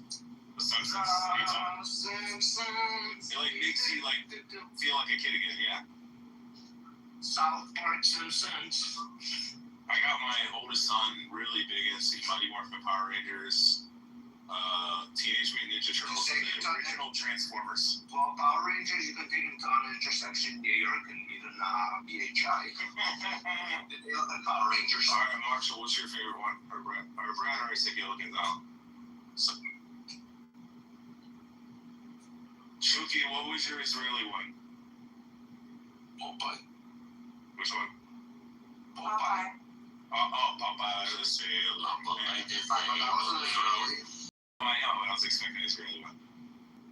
Was Brenda Summer's baby? For this, you have to remember when I was the child, midway through my childhood, Israel got television networks. So prior to that, we literally had to like pirate it from the Lebanese TV. Okay, and when you were pirating it, or you got the first TV, what was the first, like your family that didn't watch the Allah movie every Friday night? Yeah, it was a... Who did not watch movies. In a very rural northern Israeli village near the border, we did not have a whole lot of technology in the 1960s. By the time we were like in the 1970s, we had a TV, but my parents were rather not inclined. I know Capri and Jay have one. Come on, Capri and Jay. I don't really have a favorite anything. You don't have like character theme song or rock something? No, the one. The only thing she does is listen to my voicemail. I don't know if she's gonna say the one. It's very soothing. No, the only one theme song that stood out to me, like that I could remember, is Arthur. You know, like if you've seen it today, you'd be like, "Oh my God, this is Arthur's theme song." Powerpuff. Yeah, I wouldn't go so. I don't even remember the Powerpuff Girls, but What do you Powerpuff as a Powerpuff Girl? Oh my God. They are the same person. I wouldn't go so far as to say like, oh, like it makes me feel nostalgic, but it's one that I remember because it was catchy. Autistic women, man, no like emotions. Come on, Jay, how was it? I have a movie that I think that Charlie's Angels. no, they make me stay away from drugs. It made him stay away from drugs. What was that, Tricky? It's not you guys want to hear something interesting? So I was my neighbor. I was at my neighbor's. I'm at my mom's house. And her neighbor is this guy that I keep seeing at these clubs that I keep going to. And he's always with random broads. And I just found out he has a wife. And like he's out every fucking weekend. Like I'm out every weekend. He's out every fucking weekend. Okay, Rafi. So we don't make the same stupid life choices, right? No, he's my inspiration now. Wait, William, why did you say that there's still hope for me? William, why did you say there's still hope for me? I'm telling you, this is William, why did you write Podio? Is that like the My Little Ponies? Because you know, like My Little Ponies for adult men is like slang. They call themselves brownies. Where's Brett? They're chamos. I just had to explain to Brett like half an hour ago what Hakuna Matata meant because he had no idea, never heard of it. And he kept saying Hakuna Matata. Hakuna Matata. It just sounds different in Australian. He knows what it means. He just You've never seen the movie before. No, he watched the Australian version of Lion King. It was Kangaroo King. But like, I didn't know what it meant. I have no idea. I kept saying to him, it means no worries. He's like, yeah, but what does it mean? I'm like, it means no worries. He's like, okay, I'll look it up. It's like Swahili or something. Darren, I have a question. Were you like Gundams or were you the original Mighty Morphin Power Rangers? Marshall, I'm guessing yours was something in Mexico or southern Texas. No, Power Rangers, actually. Mighty Morphin Power Rangers. Libre. I think the main character guy, the red one, was Italian or Latin or something. I don't know. I just remember them as a little kid. Like, I remember watching, Steve Urkel as a small kid. I'll tell you all an embarrassing story from my mother.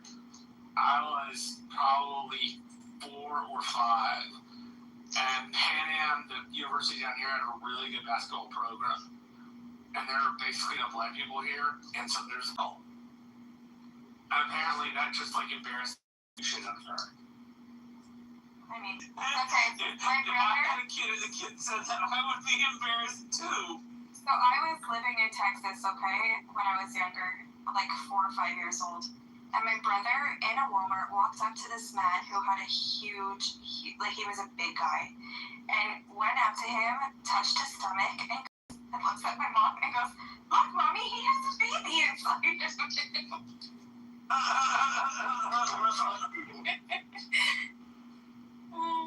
you say Capri? Capri, you didn't know who Sam Neill was the other day. No, I don't know who that is, but he's not from my time, though. What are you talking about? Jurassic Park? I never saw Jurassic Park. Capri, you want to hear something fucked up? What? So,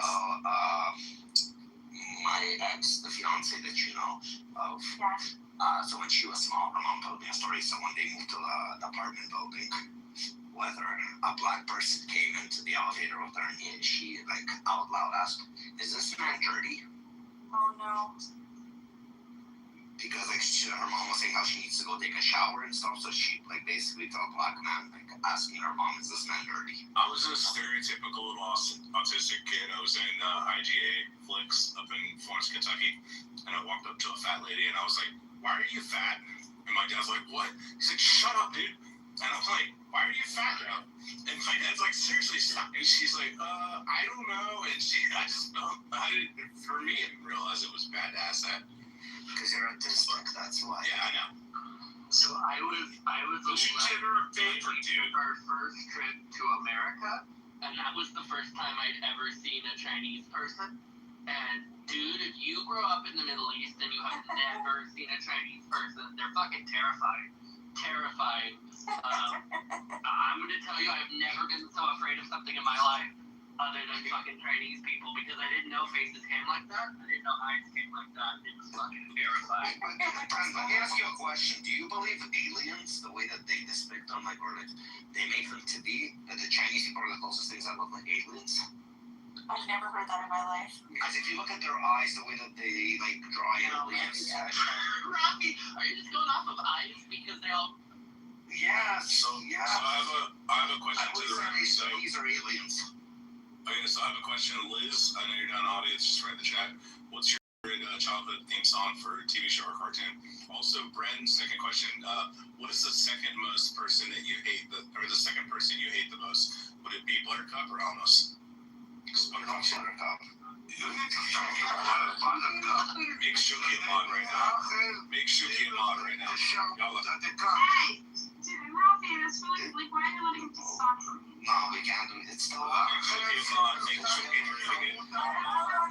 You're not telling me. I have a question for Buttercup. Buttercup, did you dox me for Buttercup, the ask whole him, Buttercup, entirety question. of... Hold up, Brit, shut up. I'm not Buttercup. Did you dox me to the whole entirety of Amir's room? I don't even know who you are. She's the evil Buttercup. I don't know what your name is. How would I dox you? Takia. I actually What?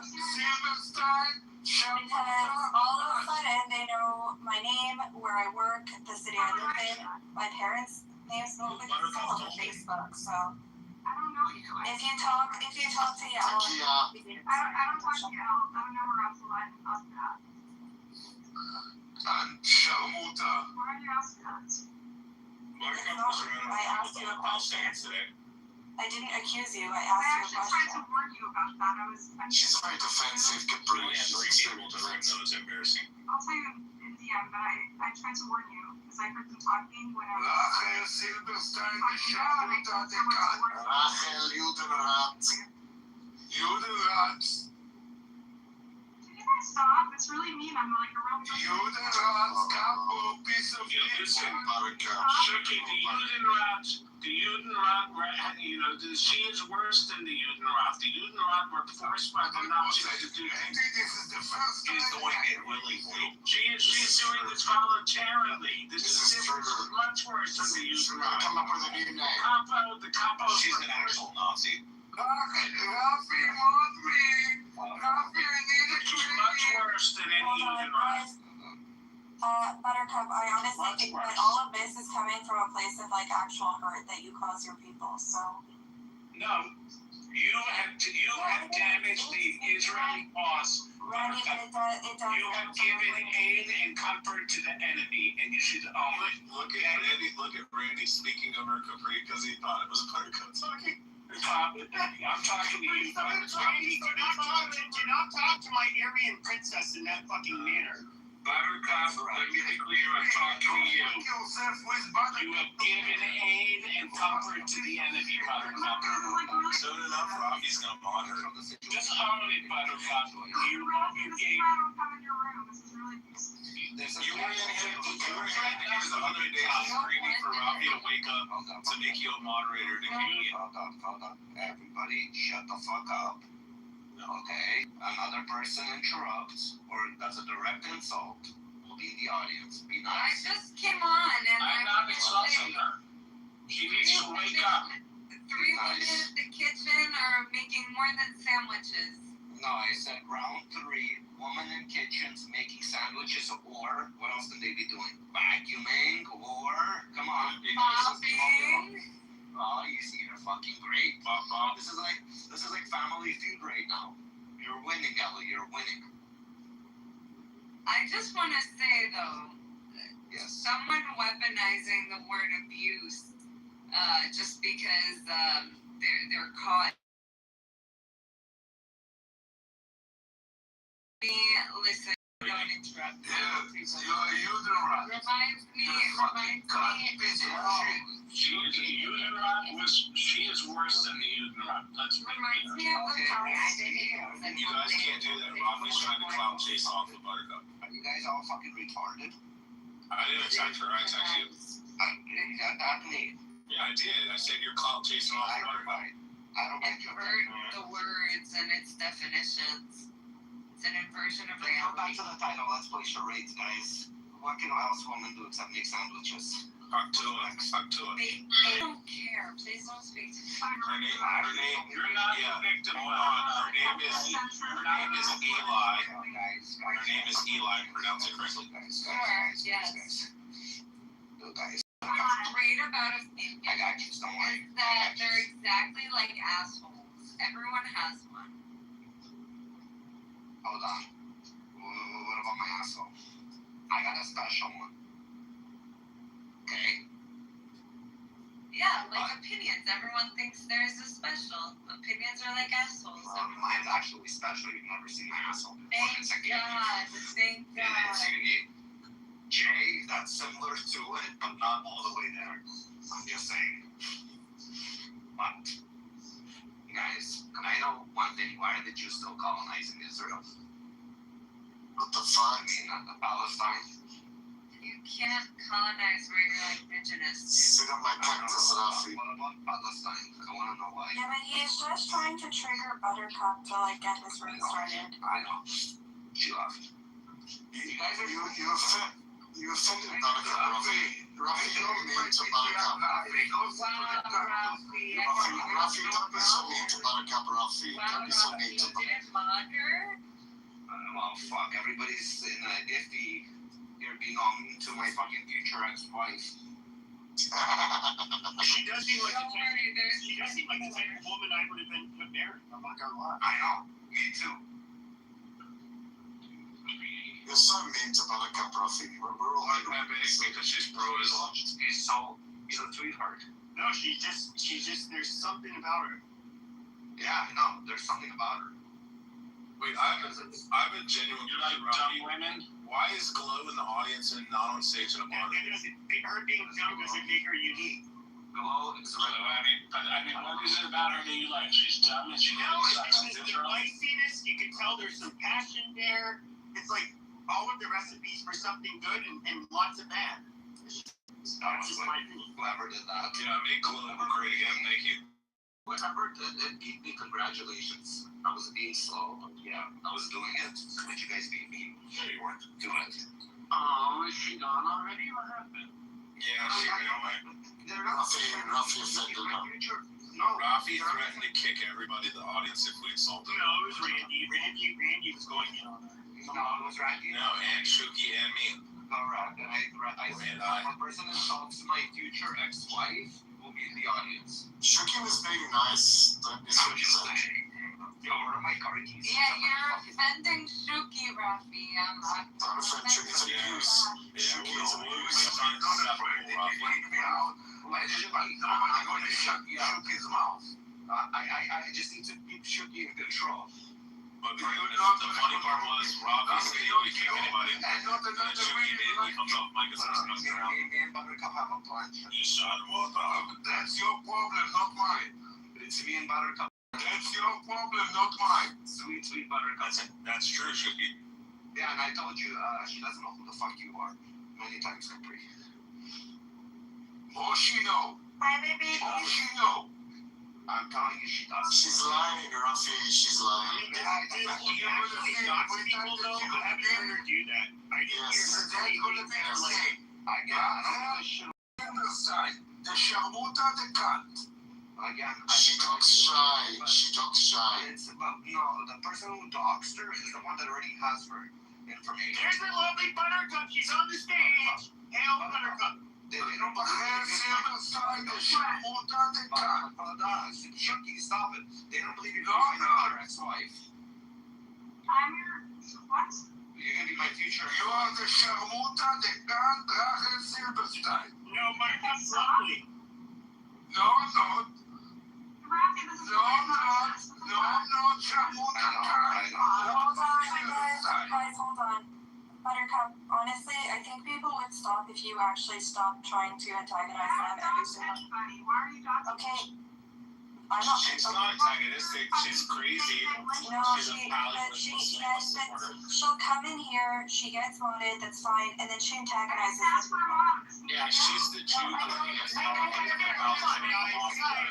Guys, you guys know she has like an opposing viewpoint compared to most of Yes, the okay, but most people who come onto these apps to have a conversation. Rafi, I was fucking talking, Rafi. Yeah, let Buttercup talk. Go ahead, Capri. You'll come in, you get a mod, okay, and then you're abusive with the mod power, and also, like... It was a joke. Rafi thought it was funny.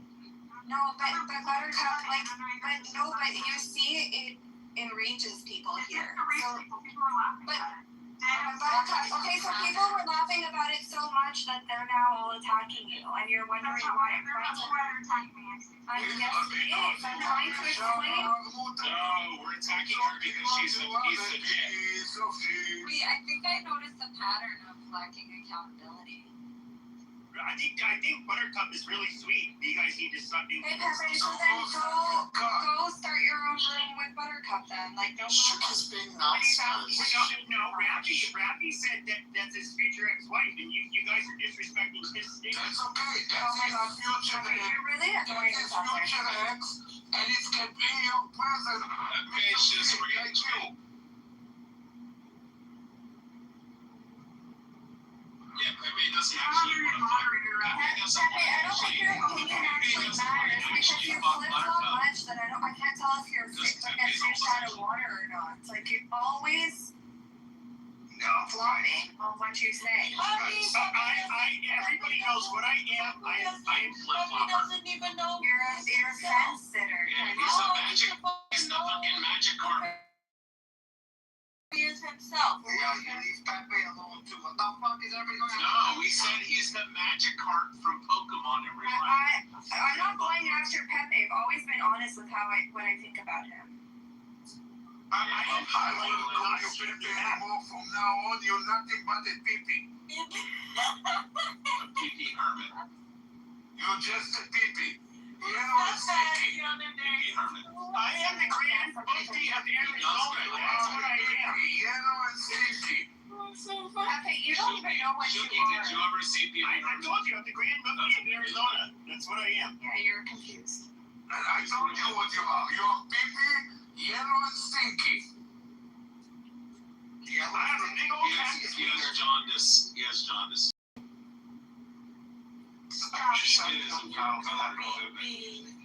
Oh, it's Naftali, my favorite fish league. Hello, Naftali. King of the best leagues. Fuck you, Pepe. Hey, but that's really rude, Pepe. Okay. Yeah, what No, Naftali and I do this back and forth all the time. You know, He doesn't sound very happy about it. he actually, the first thing he does when he comes on a stage, when I'm on a stage, is he talks shit to me. That's what's what it is. It's not personal. I know it's true. It's true. I know Naftali. It's fine. I forgive that. Because Naftali needs a little fucking wake up call. It's fine. Oh, what, you're calling me too left now, Rafi? Oh fuck yeah. See, Buttercut, I'm a leftist. You're not just that you're a leftist. Like, Stop I calling don't know. people names, Rafi.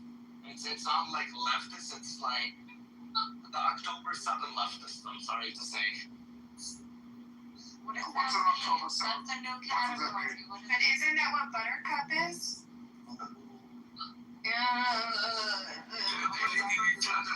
Are you choking on a dick right now? October 7th. October 7th leftists that thought that they can help them, and they came and they fucking slaughtered them.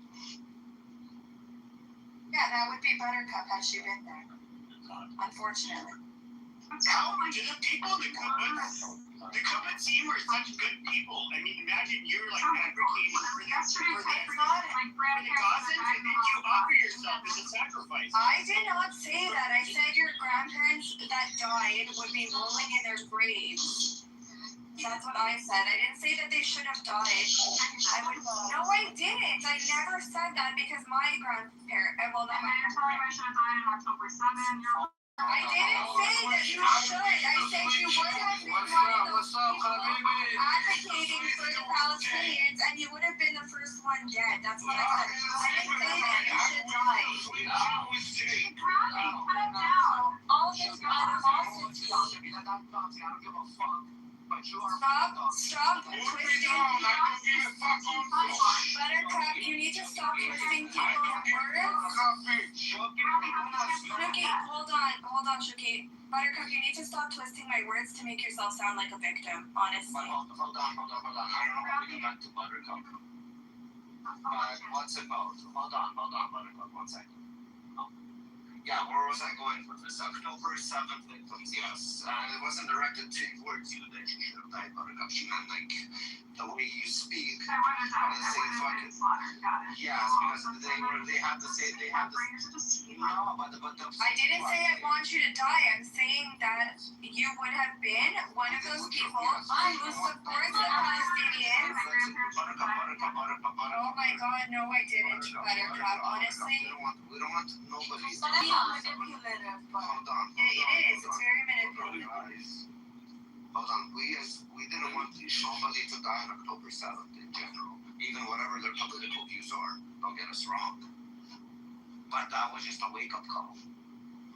They did kill all of them. Yeah, but sometimes it's not enough for some people, you know? No, it was enough. At one point, everybody was united. But now, again, the division is starting. It's very weird. People have fish brains, I noticed. Yeah, but Rafi, the person that you want and protect so much, and you jokingly say that you're gonna whatever, it's exactly what you're describing. You know what? I wish Buttercup to be his wife. That's what I feel she It's deserves. a blossom, and the Jewish women are running out of control on this room. The Yentas are going crazy. You're just a bystander here. Yo, Pepe, you're out of control. I'm sorry to say. But hold on. Pepe's my best man at the wedding. It's for your entertainment purpose only. Brad is gonna inaugurate it. It's called Inaugurate, you're so stupid. What's the thing? Officiate the wedding. Okay, we're halfway there. Who's gonna be the flower girl? Who wants to be the flower girl, guys? I will be the flower girl. I want to be the flower boy. What are you volunteering me for? Wedding between me and Buttercup. I want to be the flower girl. I'm gonna be the Can Texas you and I boy. go to a spa day while Rafi marries the demon? Listen, Brad, can I come with you? me and Buttercup are not the same. I am not a leftist, Rafi. I mean, Rob. As soon as you have this PTR, you are worse than the left. So, You are scumbag of the life. Florida Man came in the room and we tried to hook you up because Florida Man has kissed a tranny, so he has kissed a man. Yeah. I think he might be open to it. Not hooking you up. He's a Jewish police officer in, I think he lives in Florida or Texas. He's not a police officer. He just got done doing jail time for like fucking 7 or 8 months. Yeah, but he was a cop for a while. Kelly Bennett is a great man, Shooky. What do I wear to a Dead Mouse concert? You and A dead mouse. You and Yeah, because he used to show himself in his full uniform sitting in his squad car when he first came on the app. Yeah, he just got done doing time, so. Yeah, he probably shot somebody or hurt somebody. We're gonna hook Should I wear Yeah, I've never been to a Dead Mouse concert, but I don't think the fans wear anything. Yeah, they wear mouse ears on their head. Really? No, they come dressed as cats trying to catch the mice.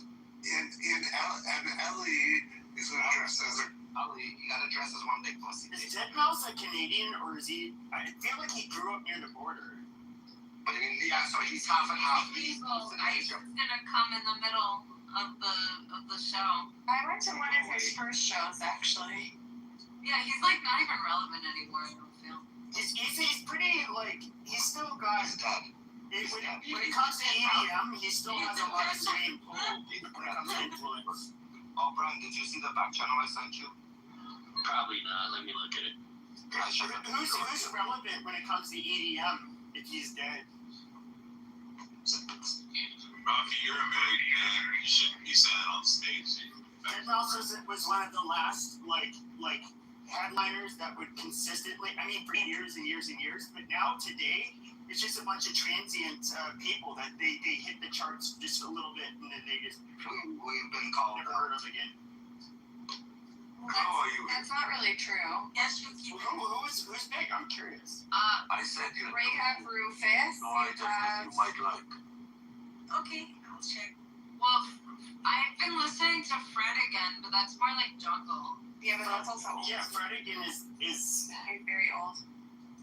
yeah, and he's also kind of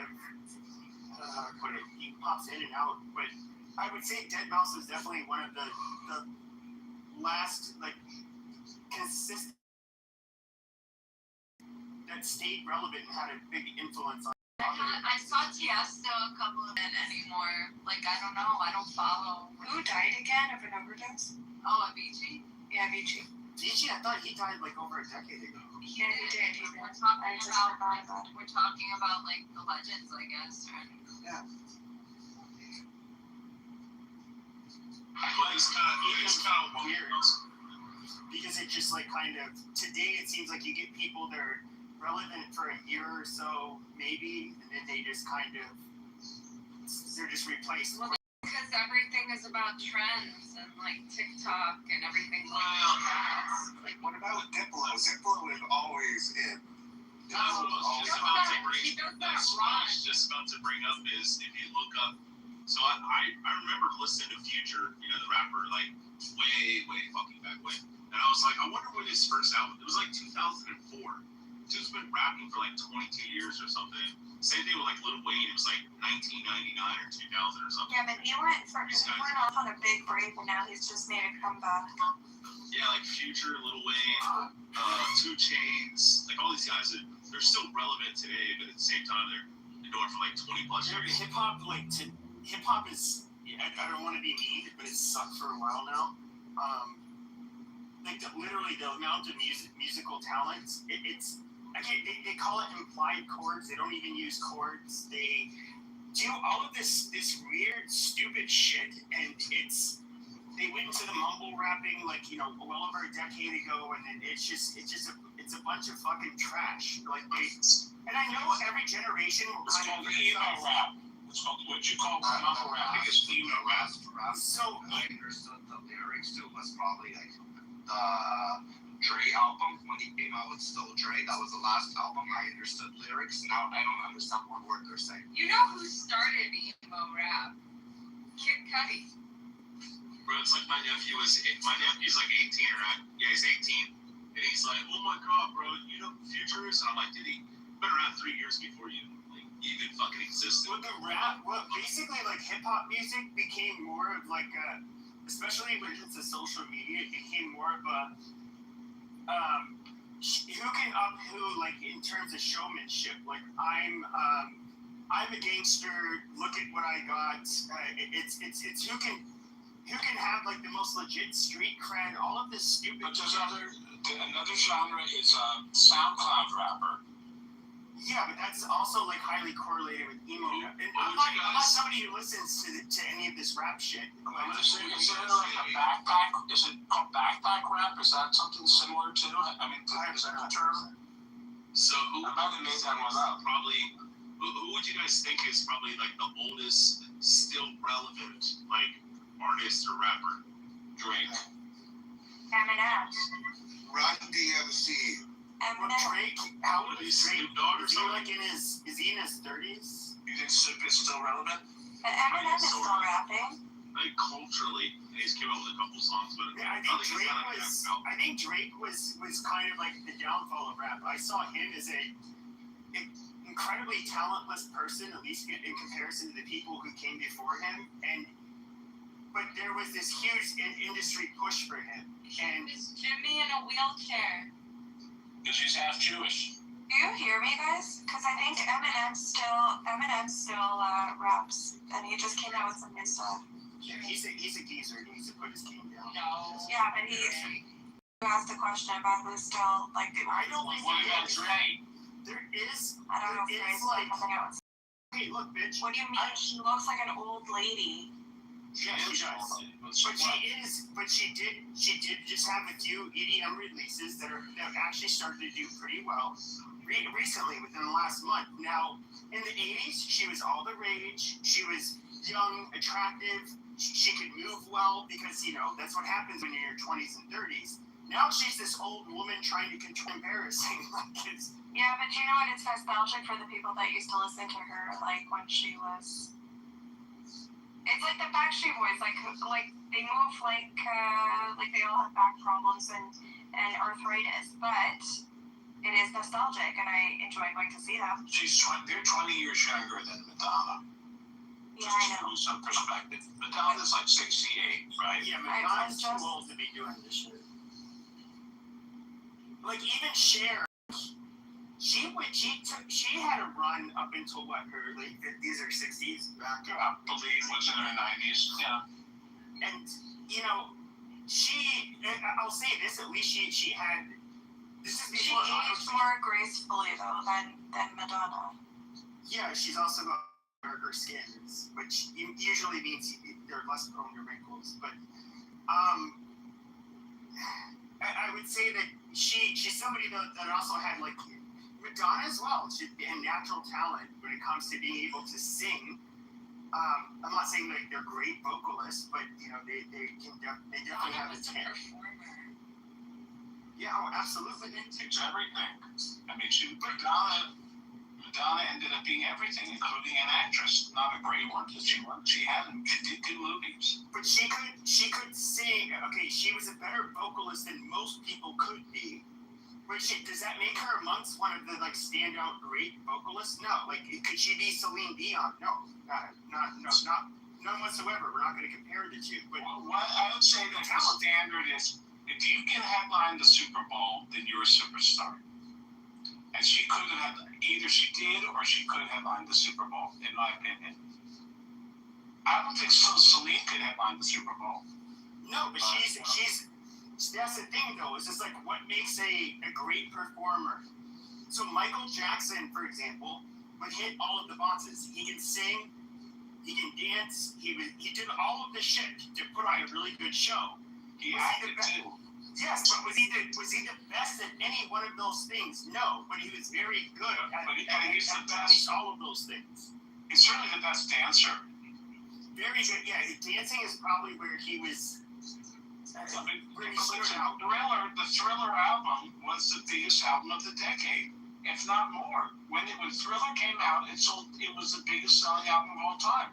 So yeah, there was a moment when he was literally the biggest singer out there. Full stop. Yeah, I mean, the songs may or may not have been. His behavior didn't help him, but they were meant with Thriller that he was the biggest artist on the planet. But the problem with music though is it's all gone to shit for a number of reasons. But that doesn't take away from Thriller. No. He's incredibly talented. Nobody's. You'd have to be talented in all the areas he was talented in order to create the hits that he created. But I mean, today, if you even look at like what happened to rock bands, it was more of a commercially like the record labels. First of all, bands are notoriously difficult to fucking manage.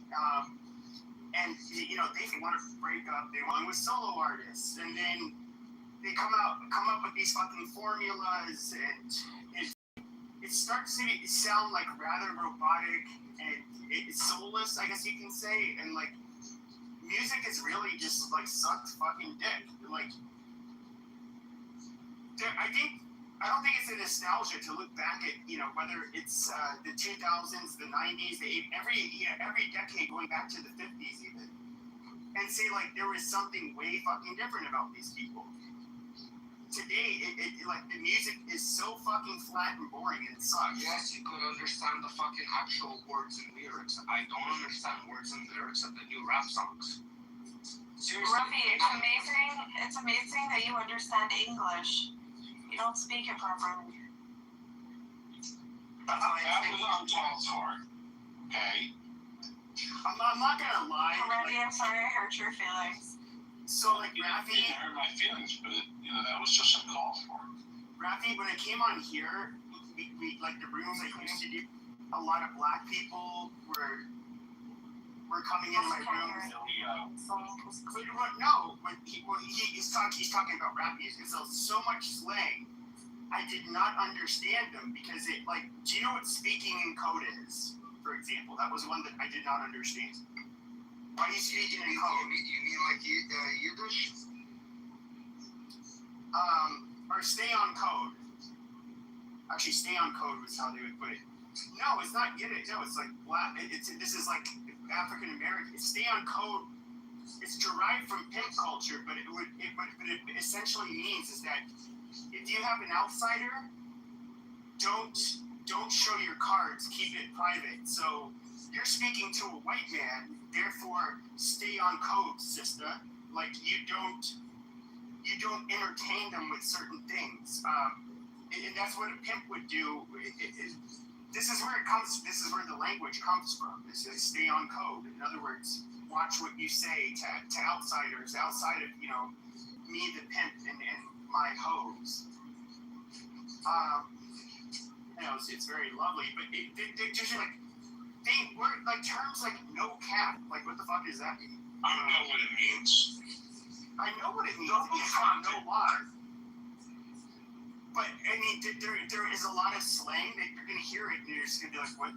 I don't know how to comprehend that." And now you're fronting. Exactly. And so, no, I actually was on Clubhouse. I actually learned a lot of their slang quite a bit. Listen, Pepe, I'll give you your props, okay? You got mad respect. Mad people skills. So I'm mad. And that's the thing, it's just like I didn't have exposure to it, and like anybody could. But I do remember a friend that lives in Atlanta, he's white, but he could understand it. Like I remember watching a video from Atlanta. You comprehend what they're saying? I don't understand it. I speak it very well. Guys, I'd like to change the title.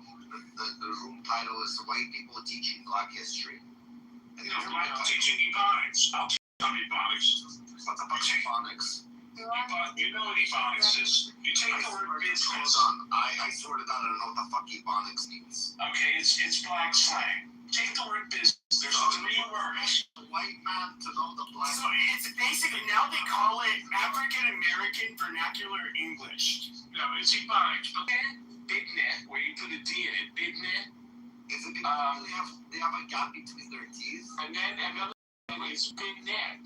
B-I-N-I is another pronunciation of this. Those are two. Big net and big net. Do you know what bussin' means? I'm gonna be busting on that fool, like in other words. Or like it's bussin'. You better bust the move. No, it's not bussin'. No. So when you say bussin', so I'm gonna be. This goes back. Like I think it replaces like it's fire or like. You mean like busted? No, bussin'. Bussin' was used though even in the 90s. Somebody gave me a thumbs down, so maybe they. So okay, like in the 90s, it would mean it like this is something that would be said like even here in Phoenix. You're like I'm gonna be busting on that fool. I'm using more 90s slang. Busted is when something's really good. Yeah, like it's fire, you know? Yeah, no, I get it. I'm just telling you how it used to be or how it used to be used. Yeah, we used to call it Here's how it used to be. That's dope. It's fly. It's dope fly. Fly. The fly is like 1990. Yeah, that's really 90s. Fresh. 1990. Yo, chill. You're the bomb.com. Yeah. Alright, but what about ebonics for money? Like, what do you understand? Papers? What else? Cha-ching. They're just making noises now. They're not even using words. They're making noises. Cha-ching. That's true, like stuff. But I don't know, that's old already. Coin. Do they use coin? What about band? Band for band? Band, it's like is that a band, a stack? How about, okay, you know, good one. This must be so funny. Type shit. We're so backstage. How about for women? Like, what are some terms for women? Like, well, obviously, bitch never goes out of style, but also shorty. Shorty's like 1990s. No, they still say, you can still say shorty. Yeah, shorty. Shorty, go buy me a 40. They use like they started to adopt like Spanish slang terms like in the 90s, like mammy or mommy. Mammy. Mommy. It's like when Brett tries to say a meme. It's a meme. Well, one from the 90s that I love is represented right now. Like, I'm picking on Brett. Raphael, why are men so sensitive on this app? representing, you know, that came from like the music business, like, you know.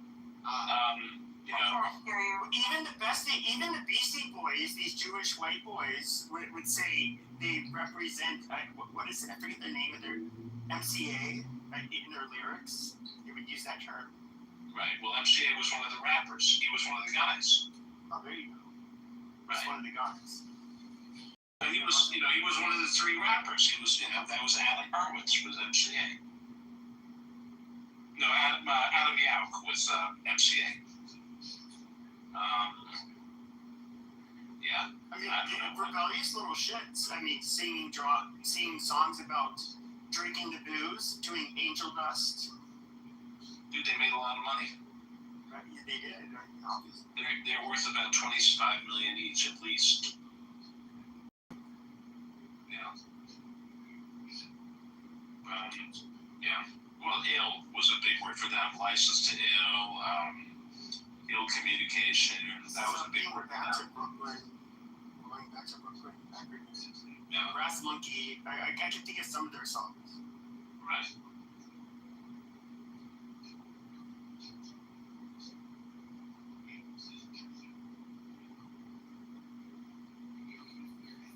You know what's funny though is if you want to get a room, because look, there's a small schism on this app that is Jewish, and then you have the Persians, which have kind of like come into the same spaces as us. Iranians. I say Persians. I don't. We're not tell me how to speak Persians. English. It's dumb. I don't care. You know, it's another one. I don't fuck with that. Like, I don't fuck with Persians. I don't fuck with that. I don't fuck with that. I don't be down with that. No, but lambs fuck with them. I ain't fucking with that, man. But I would say so. But You want some of that Persian shit? That shit. On the English-speaking side of the app, though, the black versus non-black, or the black versus white stuff is way more. What about cat? Yeah, the cat is big. Listen, the biggest change in Ebonics from when I was a kid is to use the N-word. I mean, when I was a kid, nobody used the N-word. Today, if you're black and you don't use the N-word, are you really black? Because it seems to be required to use it. In the 90s, it was weird because you had like the hood rats that would use it, but then you had, I guess you could say the more well-behaved black kids did not use it. Are you talking about the soft A or the soft R? The soft A. The soft A, got it. Did you miss me? I'm back. We did miss you. We missed you. We're doing Ebonics right now. No, I missed it. Yeah, but I don't think that these are eubonics. Like, I think it's just younger kid generation that uses. No, it's not. It's actually. No, remind the females why they have moths. It's to control you, Ralphie. No, it's not. It's a much more primal instinct. You guys have heard. That's about it. It's the tits, okay? Exactly. There you go. I love you all. You're the best. Yeah. I'm not giving you hearts. Hold on. But if you look at some kisses too. Hold on. We have kisses. We have no kisses. No. We're doing send her some fire. We're gonna keep her nice and warm. But if you look at Ebonics, so like the Scots-Irish had, for example, a lot of words. Like you can look at ask, and some black people will say ax. Yeah. And that actually came from the Scots-Irish. Right? So basically, these were like people from the hills, that they were herders, they were kind of problematic and somewhat violent and had their own issues. But they came from the modern day UK. And they were pushed by the WASPs basically out into Appalachia for a reason. They thought they were, inferior trash. They were Scottish people before the Education Revolution or whatever. Yeah, well, the Scots-Irish, so like the Ulster Scots, they were a little bit different, but they would use a type of English vernacular that, in all reality, that is where black people got it from. And so, a lot of for example, the ain't, I don't do nothing, like that kind of shit that we consider. The double negative. Yes, that does come from the Ulster Scots, and that is something that did. And there's a reason why is what we would consider people speaking Ebonics. It's rather very similar. This exact same errors, the exact same usage of words. Of course, it's evolved since a few hundred years ago, but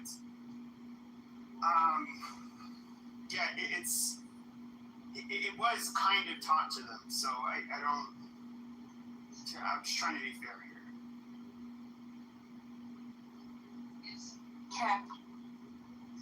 All cap. Do you hear what Trump said today? What did he say? To get rid of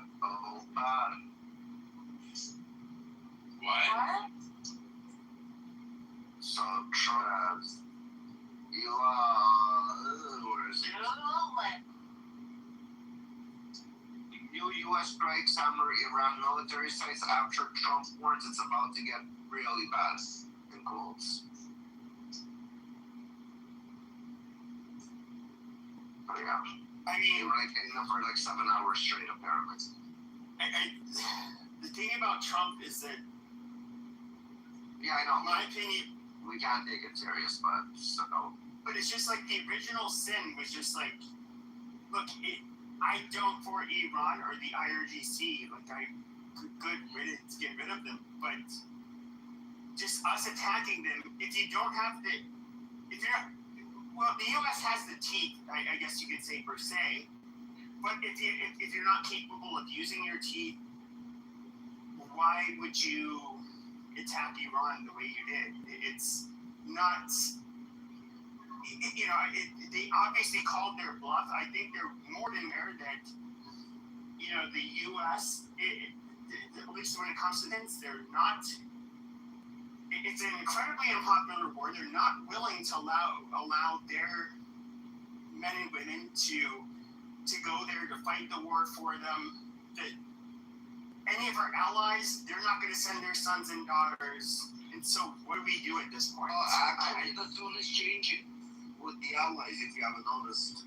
So after this, there's even a post. I posted a mark, You're for gonna example. piss them off. You're gonna just say nothing. Just let them. No, All they get, Yeah, they the get tune mad has at us. changed. They don't get mad at you. They get mad at us. No, it's not about you. Hold on. The tune is actually changing with the allies because when they restarted hitting them, Mark Carney, a Canadian Prime Minister, which says he fully supports the new strikes on Iran. Before he didn't support it, he came out openly. This is huge. That now somebody that was against it, they would say, "Oh, your partners are against us." No, he supports it. And the UK this week has fully designated the IRGC as a terrorist organization. So now it's happening. Yeah, but Rafi, who cares what the Canadian Prime Minister thinks? It's not that. It's clown. I agree with you, Dan. A clown like him told the American people, like Pepe, "Oh, the partners aren't with you. This, that. You guys are on your own. You guys have no more allies because of this shit." Kitover. You shit talk Israel every single day for doing the exact same But shit. he follows the news, right? The shit talk Israel. He follows the news. But now the news are fucking kind of going the different direction, which is very surprising. It's a good thing. Because they're slowly going to reindoctrinate the support should be there. Now the Europeans are supporting. Now the Canadians are scanty. Nobody supports this war. And America's going to look stupid. Well, I would say this. The thing is, though, is that almost all of us in the West do not support the IRGC. We understand they're terrorists.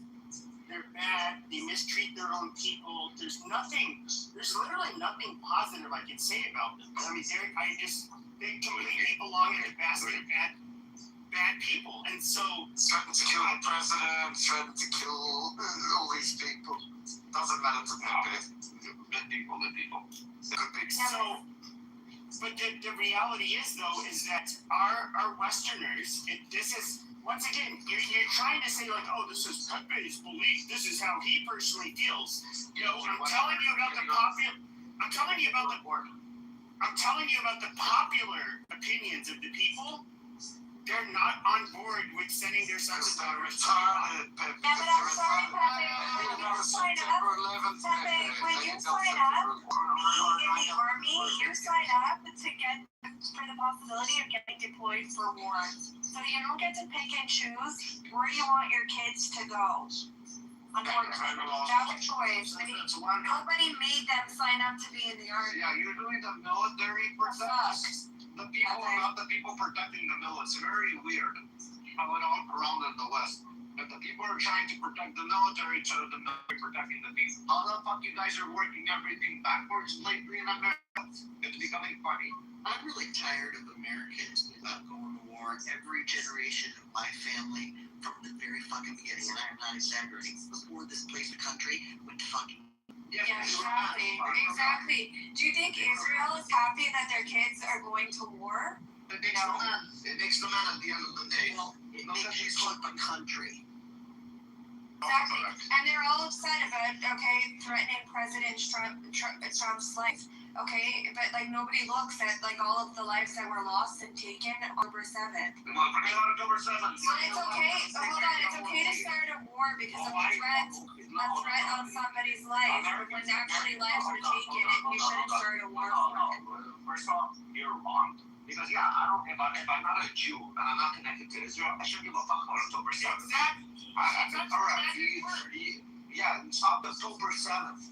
Rafi, but you're not listening to what I'm saying. Is people America, no. shut up, let me finish.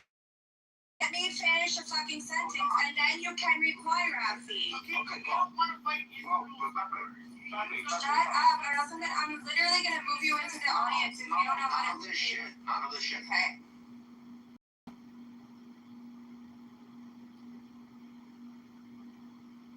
I'm gonna finish a sentence, and then you Come on, Rafi. I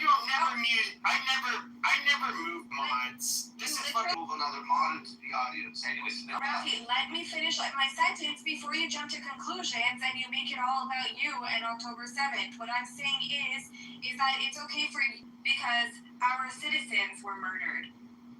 There's a difference between what and actually. But hold on, that's a war between Israel and Gaza. The Iran war is right But it's a double standard. No, hold on. The Iran war is deemed to be a war as an Israel war. I'm sorry to say, he is correct. I don't think it's crazy, Rafi. Why is it? If they threaten to kill the president, why is that Israel's fault? They killed 200 American soldiers, Rafi. I understand. So what the fuck? Guys, hold on. Again, guys, mute up. She spoke. She was muted. Now let me speak. Put your little Jew words aside. Forget the Jew. I'm just drawing a parallel of a double standard. I understand. They can double standard with 9/11. That is the same ideology of Islam that wants the West destroyed. I'm not understanding. But they don't need to know about fucking October 7th. They don't know about October 7th. Right now, the Iran war. I'm sorry to say, for the Persians, and also put the Persian card aside, the Iranians, I'm sorry to say, let's put it aside, and in their eyes, Iran was never really a threat directly. It might have been a direct to its own, it might have been a threat to its proxies, like Israel, that they paid to defend. You're actually crazy. And the fact that people in America are crying because people have to go fight a war, that was their own decision, their own decision to sign up to serve the army. That's a different topic, Capri. That's a different topic. We can argue that separately. That I'm telling you that the people now, the population, instead of the military protecting the mass population is protecting the military. That's what I said, which is very weird. But you're saying this is a Jew war, Rafi? Is that what you're saying now? Iran was a Jew war. That's what you're saying. That's what you're saying. Whether it's America or not. Most Americans, Brett, again, put your Jew card away and put your Iranian card away. Again, don't tell me what the fuck. I didn't call you what the fuck. I said no. I don't mean it like that. I don't mean that you're going. I mean, like, don't be surprised and you don't see what the fuck that you're surprised. No, I'm surprised by what you're saying, Rafi. I'm telling you that again. You want me to lie to you and tell people, oh, this is not the way it is? No, this is how Americans are thinking. It's not. This is a country that constantly threatens America, threatens to destroy America.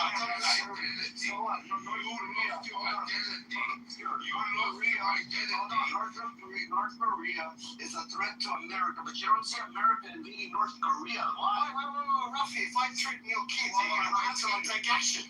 Are you going to wait till I take action? Because they're afraid to, and it's not in their best interest to. North Korea, Trump's threatening the U.S. And when does North Korea threaten the U.S.? When North Korea threatened the U.S.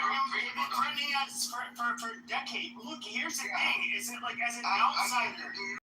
Korea, why aren't you attacking North Korea? Because North Korea has taken zero action. What have they done? No, because North Korea has all of their artillery. North Korea has. Exactly, you're afraid to. That's why. No, it's not. It has nothing to do with that. What has Iran done directly to America except attack its proxies in the region of the Middle East? What the fuck, man? They killed 250 soldiers, whatever it was, in Lebanon, and then claimed responsibility. And America did nothing about it, Rafi. No.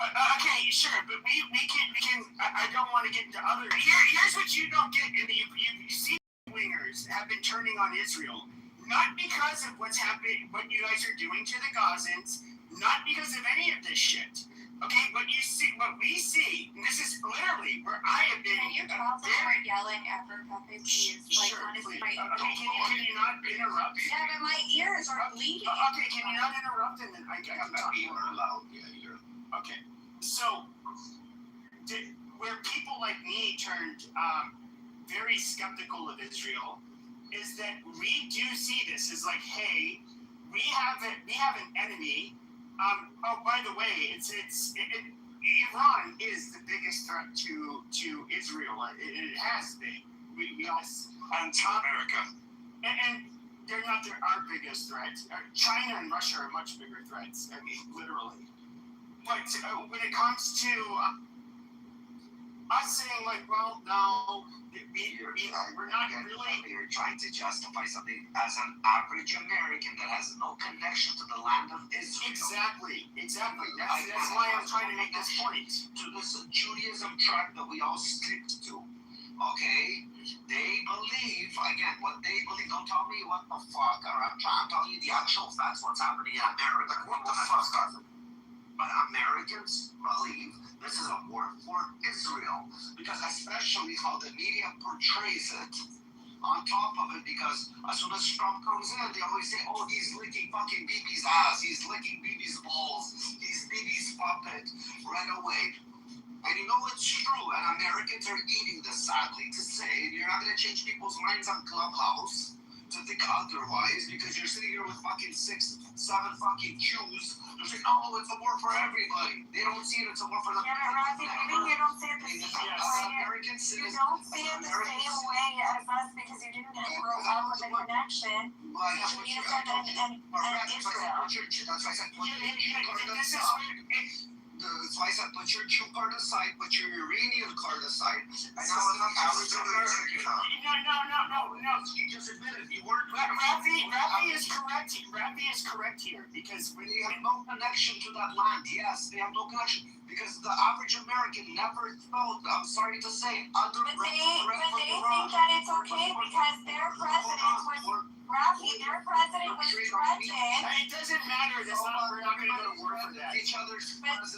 But Trump will send his people to war for that. No, we're not going to. No. Oh, okay. Again, every president does different actions. Every president acts a different country, whatever they're interested.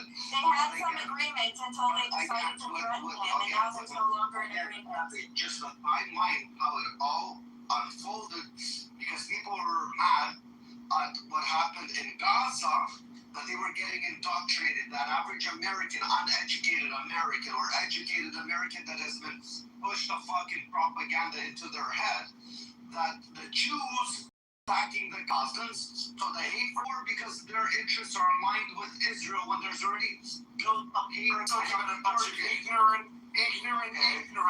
You ask the average American where Seoul, Korea is, they'll say it's in a state in America. They don't know shit from shit. That's not true. That is fucking true. So if you're telling me you saw a bunch of retards that were cut video clips to whatever, and they show you a bunch of retards of Americans, okay, so if they are, okay, so why do you expect them to be smart about this war if you just said you saw stupid people? Can I say something? You just contradict yourself. Can I say something? Yeah, we'll go. I think, generally speaking, preventative war are not very popular. In fact, I think that relates to what people are thinking in the Yeah, we should wait until they blow us the fuck up and then we should do it. What happens? You don't understand. We have over 20 years of experience in the global war on terror that absolutely helped nothing. If you want to ask why we are hesitant to get involved in Middle Eastern wars, it literally has to do with our recent experience. Yeah, Pepe doesn't want his soldiers. Pepe doesn't want his soldiers. Volunteer. Listen, Sydney died, and they were very quick to say that they were responsible for his death, whether it was true or not. So prior wars, people like Pepe were patriotic, but I'm going to say America in the Middle East doesn't have the best track record. Even though Donald Trump is a different type of president, so we don't know how this is all going to play the fuck out, but they don't have the best track record in the Middle East. And during that time, Israel didn't really build a really good reputation with the West. So what do you want me to tell you, Brett? Do you want me to lie to you? You're a grown man. You know that's what's happening. It's sad. It's happening. What's sad is you guys were away, and you were the first to say the other day. I would bomb you. I would support you.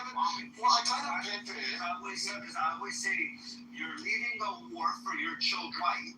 Exactly. That's what I say. Because if you're a normal fucking person, you would make sure children of the next generation of your children would live a fucking safe and peaceful place. Exactly. Instead of sending them into this fucking war. Yeah, but I don't understand this argument, Rafi. I don't understand this argument. This is how they're indoctrinated. It's not understanding. You said you saw stupid people, Brett. You just said you saw stupid people. I haven't just seen them. I've met them, man. I spoke to them. You met stupid people. So why do you expect to explain something with the rationale and you expect somebody to say, I got it? But Pepe's not stupid, and he's sitting in this room time after time. We don't want to. One second. I'm not indoctrinated. Shut up. I have to say, you say it here every single day. We don't want to sacrifice American Jews for Israel. We don't want to sacrifice American soldiers. What the fuck are you talking about, Pat? What do you expect to do? Sit on their bases every day getting paid their forge to do nothing? They join because they want to fight for righteous causes. This is a righteous cause, Pepe. A country that wants to annihilate you. If they have the opportunity to do it, they would. And we want to go in and stop that from happening. It doesn't make any sense to me what you're saying, Pepe. We don't want to lose American soldiers. Like, what the fuck are you talking about? Since so many people were against, the war that was started after 9/11 and the soldiers that were deployed, you would think that people would think twice before actually joining the army again. Exactly. As I said, I'm sorry to say to my American friends now that they need to wise the fuck up. They need to smarten the fuck up. The last time America was reunited was after 9/11. After 9/11, everybody was fucking united. Fine. It was fucking united. Do it your way. Same thing what happened on October 7th. Look how fucking divided we were after October 7th. We weren't So instead of having a never again mindset, people are gonna have a mindset of like, let's have a reminder. That's what I said. People forget. I just said let's get reminded again. Yeah, do your way. Do your way, Rafi. Thousands of people die I can't do it my way. This is the only way in order to take action. Yeah, but Pepe's arguing for your way, Rafi. But Brett, so hold on. There's a saying, learn from other people's mistakes, or you can learn from your own mistakes. They will only learn from their own mistake. I'm sorry to say, but that's how it is right now. Okay, so Pepe doesn't want to sacrifice. Pepe doesn't want to sacrifice soldiers. He's happy to sacrifice. He's gonna want to sacrifice soldiers when something happens to him. That's when he's gonna want to sacrifice soldiers. Absolutely retarded. No offense, Pepe. Absolutely fucking retarded. And you haven't learned anything from history. And it's not no offense. It is all the offense. Well, the problem is though is that we are not going to fight for the state of Israel. That's oh my God, man! Security of your country is up to you guys, not us. Stay on your computer on Clubhouse very comfortably. Nobody's asking you to go fight any wars. You're asking for Americans to do it. That's what you're doing. I'm pretty intelligent, Pepe, but honestly, you're an ignoramus, man. Absolute ignoramus. I just want to say something to Manny, please. Manny, do not engage with Americans or Westerners ever again about this. The reason I'm saying this is because the ignorance and the arrogance that they are untouchable will get them in the end. And I am done with them. Let them face the ignorance and arrogance consequences. Don't say Westerners, no, I'm one of them. Anytime ever again. Honestly, I don't understand one thing. Not you, guys. I mean, you know what? I don't know why some Americans are against this war. Because they lack wisdom. It's okay. Let me ask my question. I understand they might have any opinion about this war, but why are they angry at Iranians and Israelis for that? It is your president that is deciding about this war, and this is the one that you voted for. Okay? You voted for your president. When he voted for him, he said no new wars in the Middle East. Yeah, I understand. No new unjust wars. No new unjust wars. Now that president is in office and has decided to do that, and you have like you know the process, how to do it and how to react. Okay, this is your country that is deciding.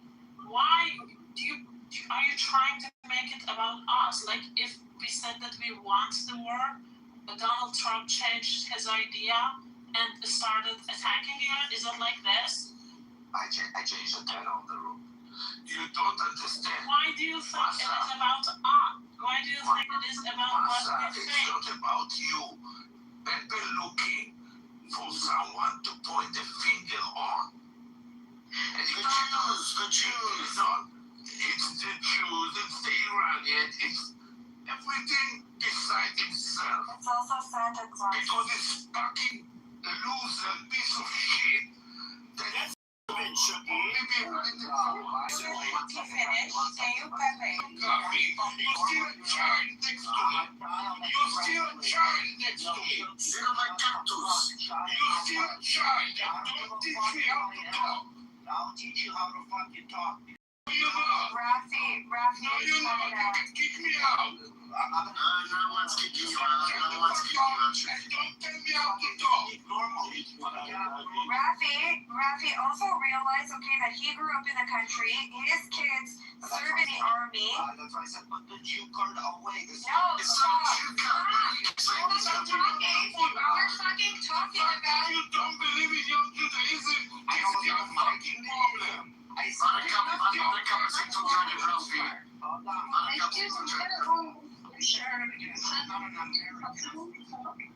Yes, Mary, you can. 1 second, give me a second. Again, as I said, I'm 100% for this fucking war. I'm 100% for this war fucking yesterday. Yeah, but don't control people and how they talk, though, Rafi. No, but people are again getting emotional. And I'm explaining that the And we have all the right to be emotional. Our sisters and our daughters, and they keep Rafi, the same way. we have all the right to fucking be emotional. Rafi, the same way, okay, the Iranians are emotional about their people. We are as well. And that's why we relate to them. But don't control people and their emotions. You cannot. You cannot, Rafi, because you cannot relate. You fucking grew up in Canada. Whiny. Rafi, you spend too much time with Buttercup, Rafi. I don't feel like you spend too much time with Buttercup. Honestly, I listen to you guys when you guys are all together in your fucking echo chambers. This is not about echo chamber, Rafi. You keep saying Chuka. Yeah, this is literally an echo chamber. Yeah, it's an echo If it was an echo chamber, Because you wouldn't be it's in not here. your narrative and you're not happy with it. That's why. We're speaking on Americans. An American is not a Jew. An American has nothing to do with Israel or Iran. Before Americans, I'm sorry, and anywhere in the diaspora, we are Jews, Rafi. At the fucking end of the day, it doesn't matter where the fuck you live. You have to fight the war. You want me to go sound like this? It doesn't matter where you live, Rafi. At the end of the day, I'm gonna go as a Jew, fight a fucking war for fucking, again, I'm not down for us to lose fucking people for the Jews, for example. I'm not down. It's okay. Israeli soldiers for the In Vietnam, it was fought for America. Rafi, we fight for everybody. Every war, Israelis won't steal it. Jews won't steal. Okay, never mind that. Every single fucking natural disaster that happens in the sorry. I'm very sorry. I just wanted to share my 2 cents as an Iranian and parent, not an emotional one, because I had given all my emotions away. I have finished it. I need therapy. So I'm just going to talk kind of hardcore, like I don't know, hardcore facts. They said, you Americans, like I understand you have different agendas. Like you have strategic people working in higher places that are smart, and then they usually dive into a plan. They have agendas. They try to reach different from the ceasefire, like how Trump stopped the war. Iranians were not happy. Israelis were not. You can see a lot of people were killed in all different places in Middle East, in Iraq, in Israel, in Palestine side, which doesn't exist, but I'm not getting into that shit.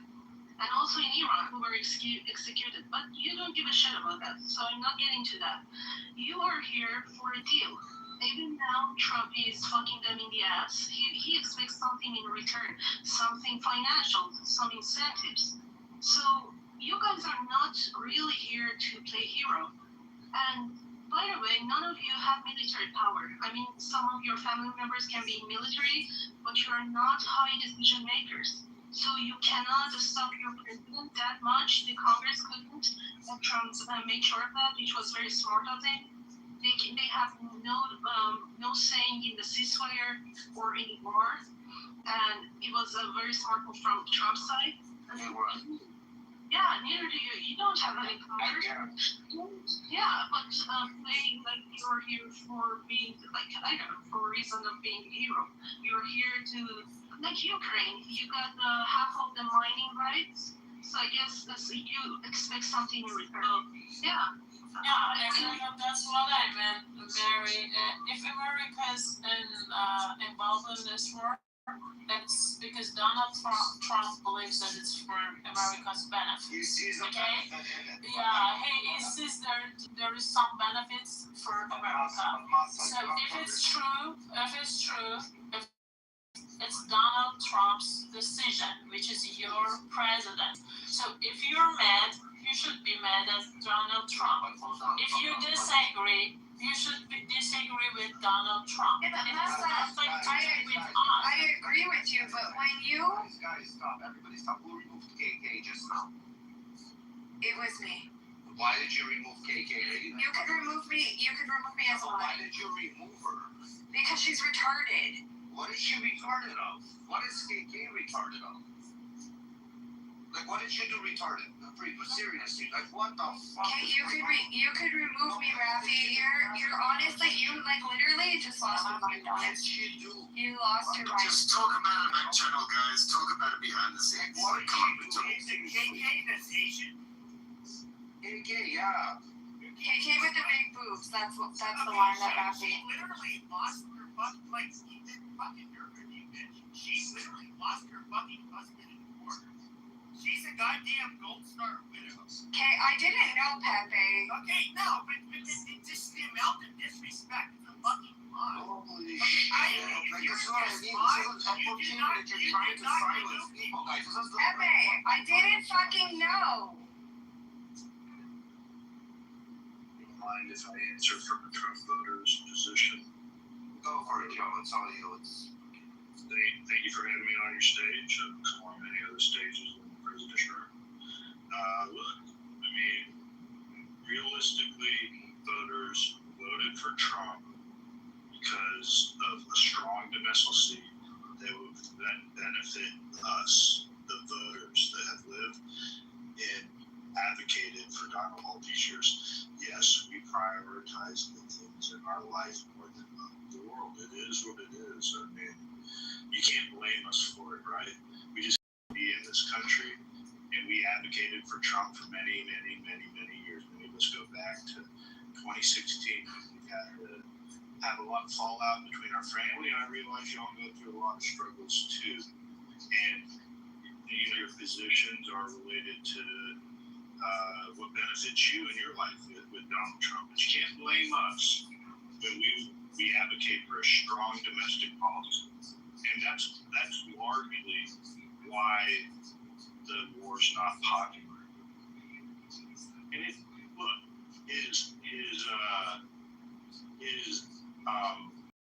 approval isn't in at the bottom or anything like that. Yeah. It's just kind of mediocre. No, it's not. It's like around 40%. That's pretty mediocre for Republican presidents. And it's not hard to get to 40%. That's kind of the base, all right? So he hasn't lost the base yet. What he did lose was he lost crossover voters.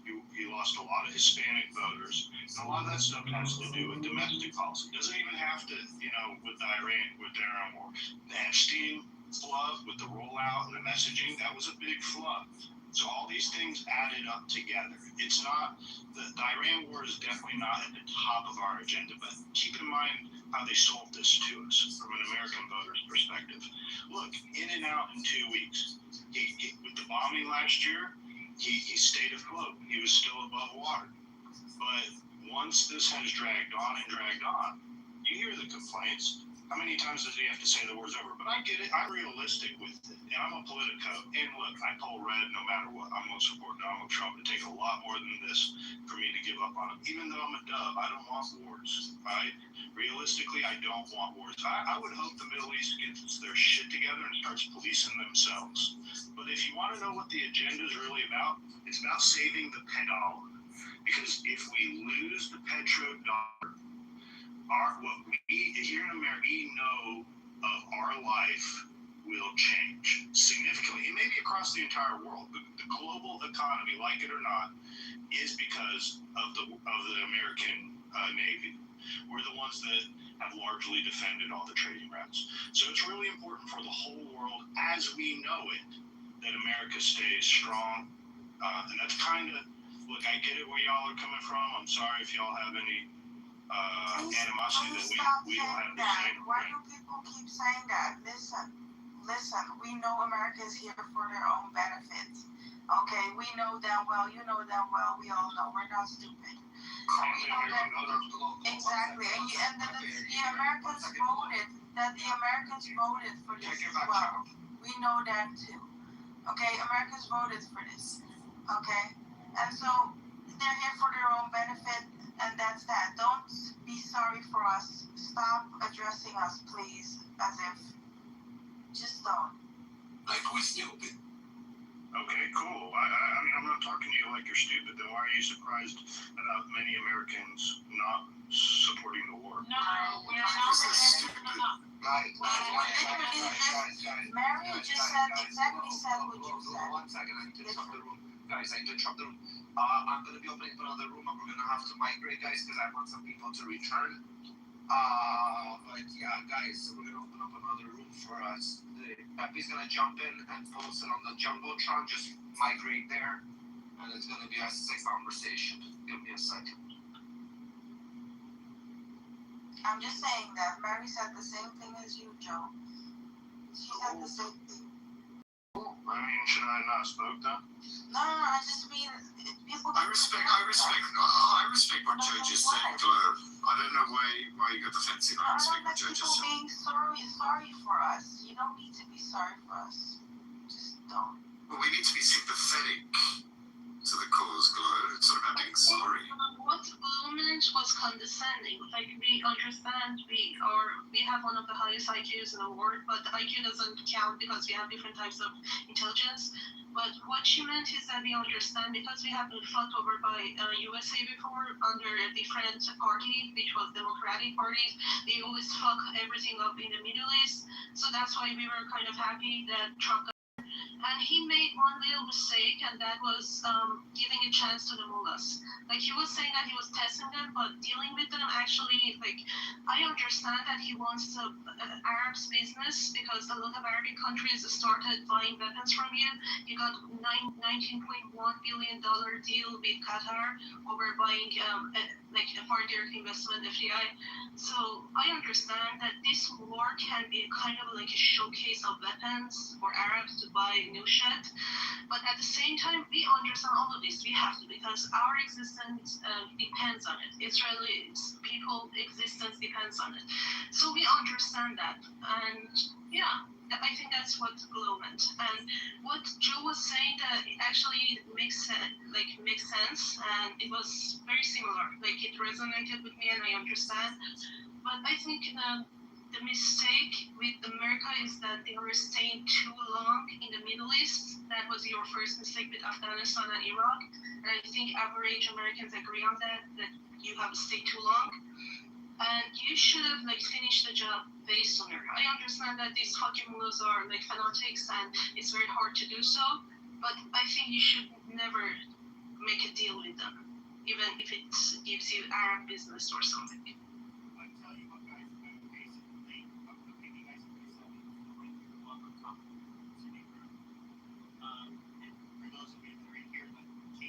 Especially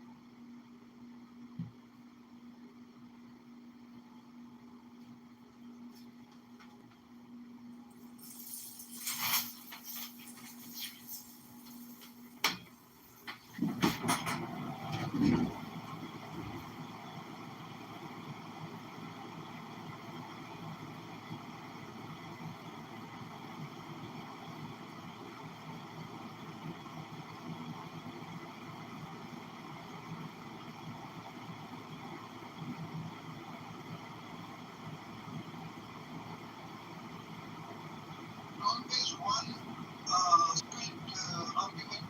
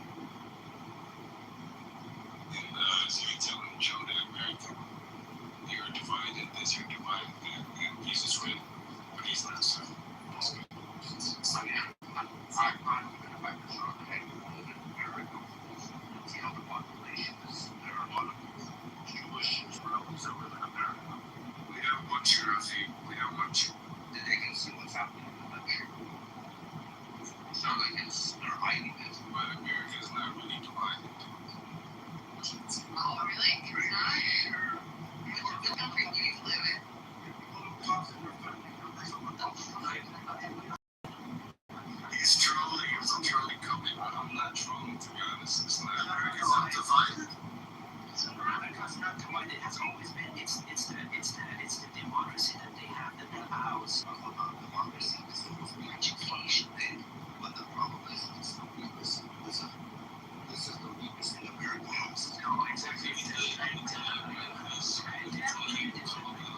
Let me tell you why it feels divided. It feels divided because the other people that comes from the outside and they put some more rights. So they don't want to say, you know, Are you Jewish Eritrean or Christian? I'm a Christian, Orthodox. Yeah, I have so many Eritrean friends who are Jewish. They're very nice people.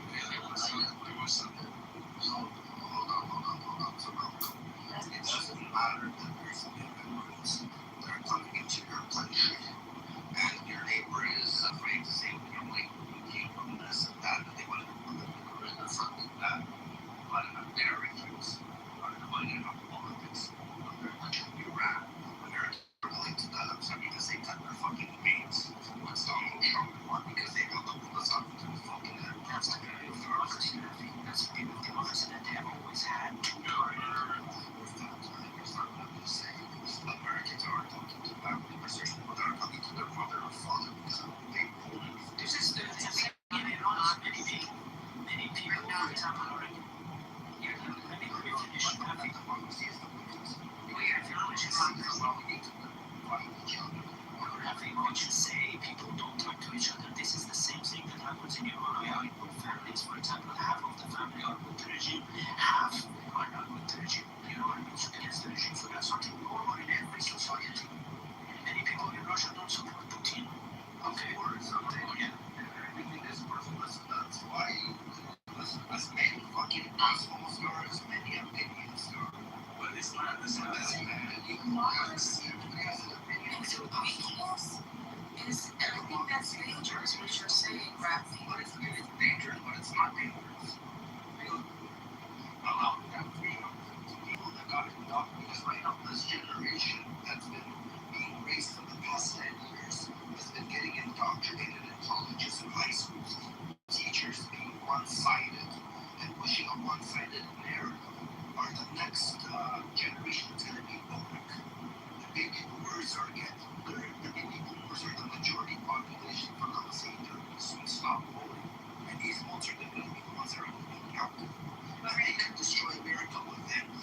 I'm sorry to say. Remember that anytime an American grows up and they need to have these majorities. So, like, I hear you, but at the same point in time, we all started as like college. So, you want to say more people are fucking up, bro? No, well, they still, they're the ones that stay. Yes. And that's why they killed Charlie Kirk, because they wanted to stop younger people. So the question is, what's the majority middle class? So, no, so what happens is in phase one of college, I think you need to be able to speak through personal experience as an American. You get this like communal sense of like, you need to come out and like make this world a better place. And like it's all super intense. And you switch parties because you look at the taxation, it's really a lot of that stuff. It's not about money, please. It's not about money, please. Yes, it's not just about. Of course, I agree with you. Speaking from experience.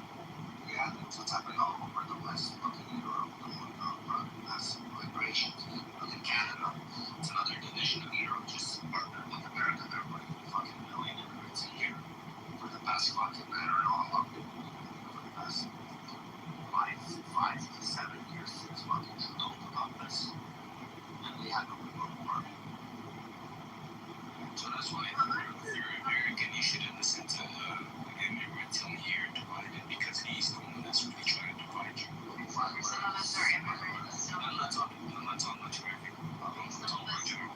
Unless they're immigrants.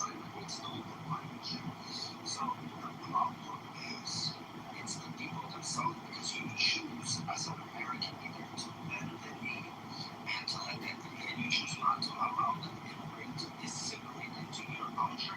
You say, you know what, we should learn about other people's cultures, and you start to assimilate into their culture. Yeah, That is American because that is an American because by you assimilating into their culture, when they come into your homeland, they have to think when we came, when we migrated, we had to assimilate.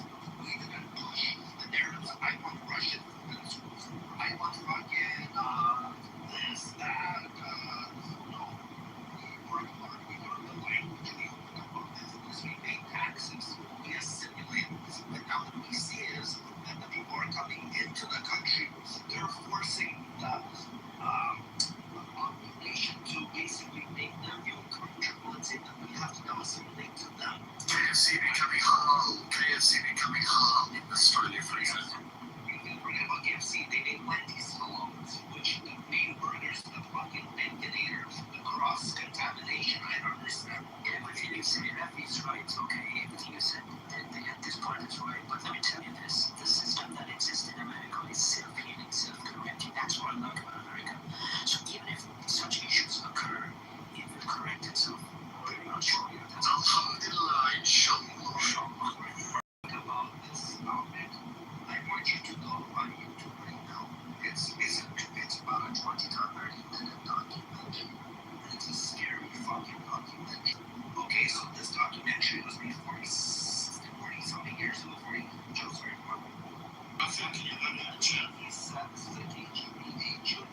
How he said Russia's gonna fuck America. This is what's happening today in America. I think I have seen it before, but It's generational, and they're actually succeeding of fucking America. I don't know how to do this. Right in the chat, Rafiki, right in the chat.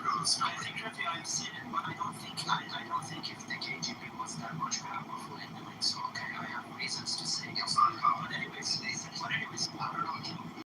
Succeeding of this. no, I don't think it is succeeding. I don't think.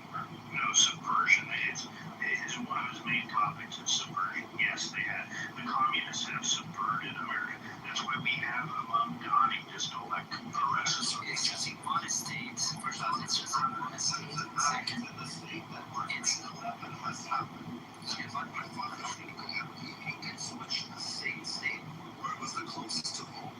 The other states are nothing. Michigan to be nothing. What's happening quietly in Michigan? When they're trying to if you want to say that's okay. again, this is not going to be an overnight thing. This was 40 years ago. I know. Day by day, they don't take the whole map. But the same shit is happening in Europe. Okay, so the same thing is happening in Europe, even more. So do you want to say? So let me ask you. You want to say the KGB have plans for more Europe and America? I don't think so. Yes, because the whole European countries had plans against Russia when they divided Russia 1 year. Basically, the West made Russia break apart. And Russia is now repaying for the shit. The KGB, I'm sorry to say, it's working for your budget. Nobody made Russia. Why do you think that way? Where is something to know? Nobody made Russia that way. Sorry, the USSR collapsed. Sorry, let me finish. The USSR collapsed because it didn't work.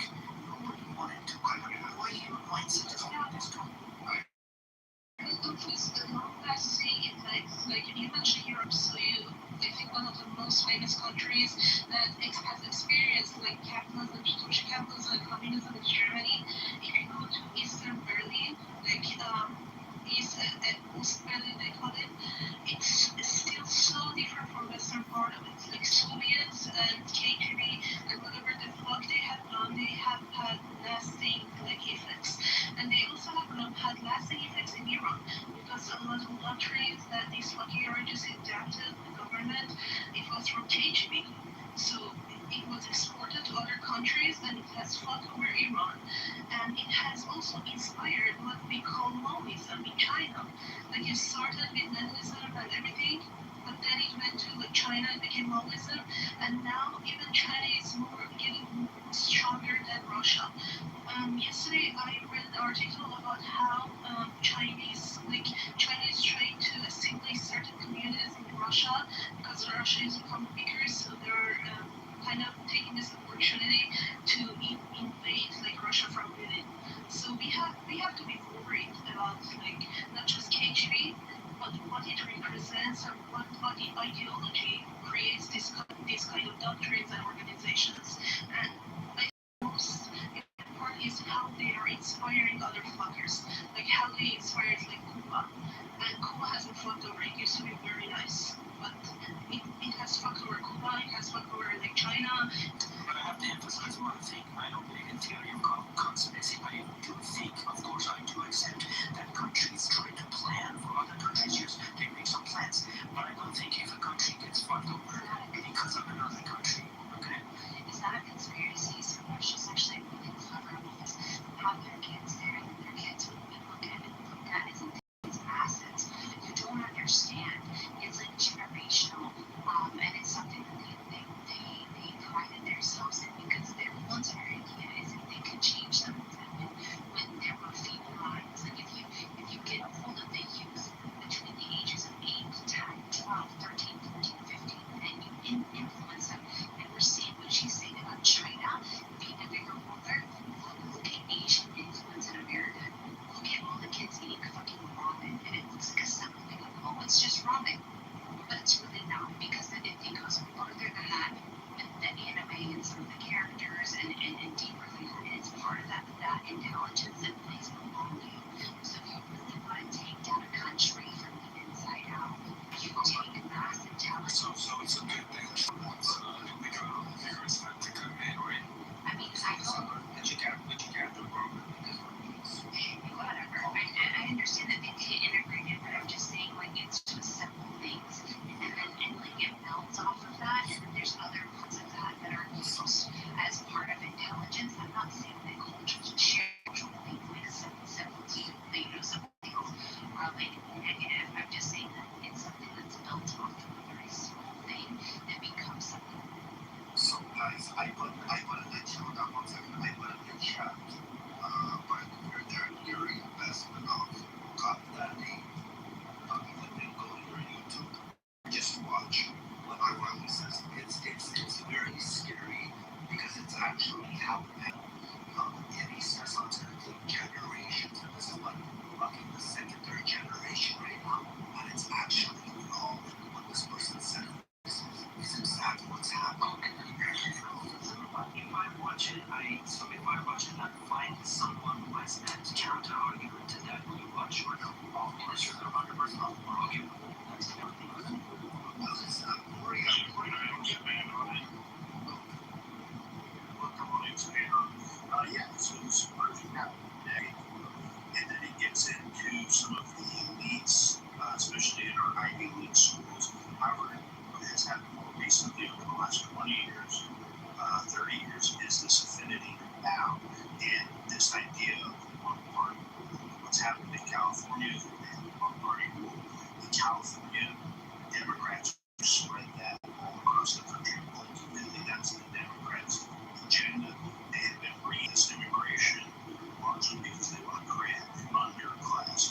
And it's the red-green alliance. So it's the alliance between the communists and ask themselves as the Democrat socialists or as Democrats, and then also with the Muslims, and the idea that they can merge these two together and be able to have enough influence and power to take out. That's exactly what's happened. That's exactly what's happened. It's not funny, guys. I see.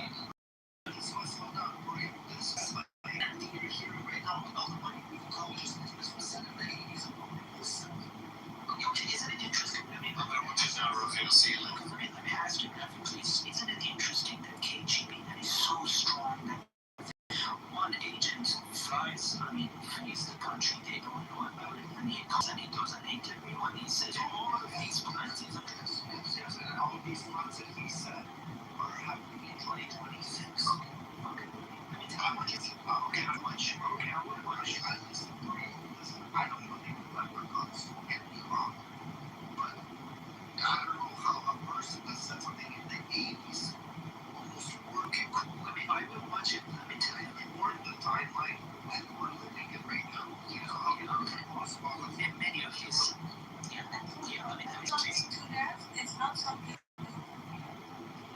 it's not something that we have experienced it firsthand.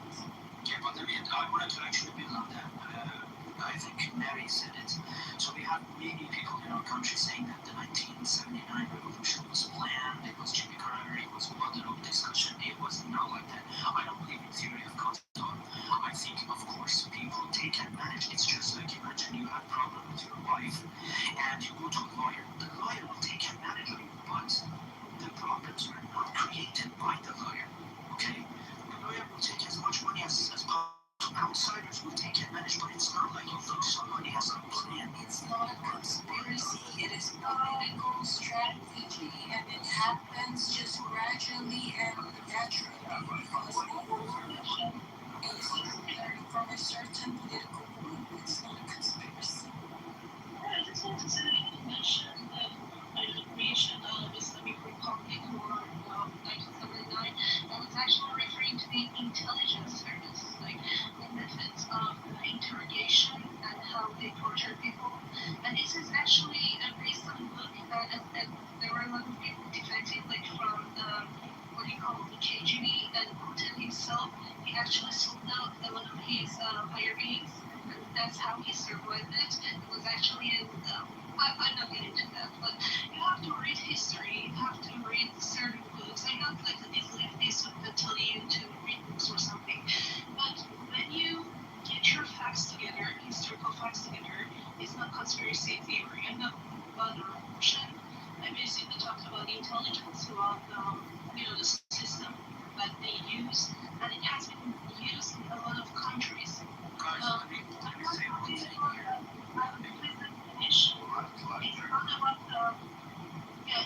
it's not about the political organization or system. It's not about saying Iran has theocracy, or China has Maoism, it's not communism, it's Maoism, or Russia has Leninism. It's about a system. Countries cannot run on field. They need certain systems. They need population control if they have that ideology in their belief system. And KGB basically came up with a lot of these things. And that has unfortunately inspired a lot of these, I would say, dictatorships all around the world, Cuba, China, IRGC, everywhere. And that was what I was referring to. So, thank you. One of the reasons that our brain resorts to theories of conspiracy is because our brain is not meant for difficult tasks. Theory of conspiracy is exactly like religion. It gives you the simplest answers. Why are we here? God wants us to be here. Who has created us? God has created us. Who did 9/11? It was inside job. Why? Because if you want to read that, go and find the real answer. Your brain has to put a lot of energy. You have to read a lot. But with one simple answer, it was an inside job. That's it. So I have the answer. Okay, who did the 1979 revolution? God alone. See, that's very simple. I don't accept that. I know that KGB was very strong at that time in their own country, but I don't think if they planned everything for the world, if they could plan anything, Russia wouldn't be here at this stage losing the war. I don't think if they could plan, they would save the Soviet Union. Come on, guy. I'm sorry, I have a question for Korea. Korea, did you hear a single thing I said, or were you waiting for me to stop talking so you could start talking? I didn't actually try to respond to what you said. I just mentioned, quoted what you said about 19 revolution. Oh, so I thought that you didn't hear a single thing I said. I'm so relieved that you didn't respond to me. Yeah, it was not directed to you, but anyways, I'm not a fan of theory of conspiracy. So, again, it's not a conspiracy. It's kind of weird when you say 10 things or 15 things in 40-something years to warn the population this is what's going to happen. And 40 years down the line, when it says it's going to take generations, and this is happening, and some guy randomly came and said everything's going to be peace happening. That's what's scary. It's not a conspiracy. Because now we're experiencing it with our own eyes. Before when he said it, we didn't say it's a conspiracy. Oh, he's talking nonsense. But when it's unraveling in front of your eyes, when the conspiracy was being said. What's interesting to me, everybody what's interesting to me is to most Russians that I talk to, or countries that are close to Russia, they think exactly the same thing. I mean, the theory of conspiracy about them is so strong. You know, somebody, I'm telling you, if KGB was so strong, it would prevent the Soviet Union from collapsing. It's again feeding civilians because again, this is a different number of a war doesn't mean it's war. It was a war of words, right? But it was still counted as a war. War. It was not really a war. It was a war of words. But they still classified it as a war. So same thing with this again. This was a death type of war that divided Russia and broke up Russia just using words. Same way what Donald Trump is trying to do with Europe, or the deal, for example, that everybody seems trying to explain this with them without wanting some words. I just wanted to put the way just they don't need things and everything. Just what I'm saying is very different. This was predicted 40 something years ago, and everything that gentleman said is happening. Nostradamus has much more better predictions if you're looking for it and things and stuff. Rapidly, he's not going to believe you. He's just scared. He does not think that. He just wants knowledge. So don't waste your time and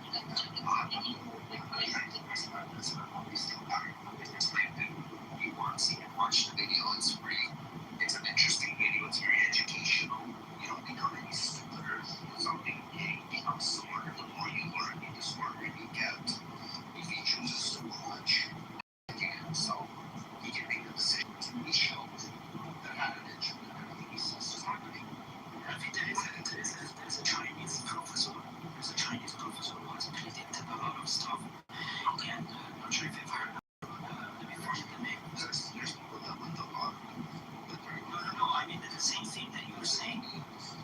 But the same thing, the same guy that you said in 1980 or whatever. What is he predicting about? So let me find his name first. Just is he predicting fucking about politics? Yeah, Professor Jim, something like that, yeah. But he's also my bullshit.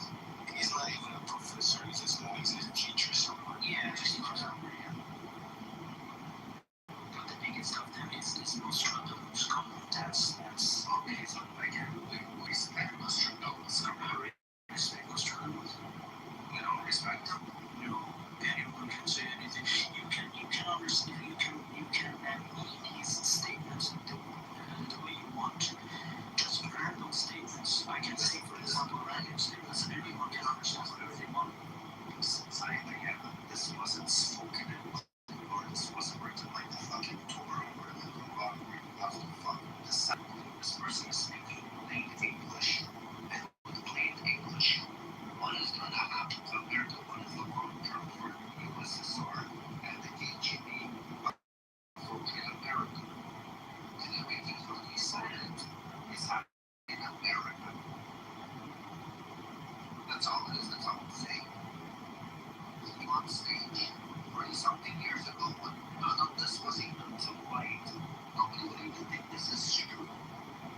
I can watch you and imagine hearing this in the fucking 80s when America was the proudest and like patriotic, proud and everything. To hear this nonsense, to hear from my mouth a person like that from a KGB agent, and then you look back today, 2026. He was right. In the 8 generations, and he guessed it. It's not like he said dirty things and fucking only 5 of them came true.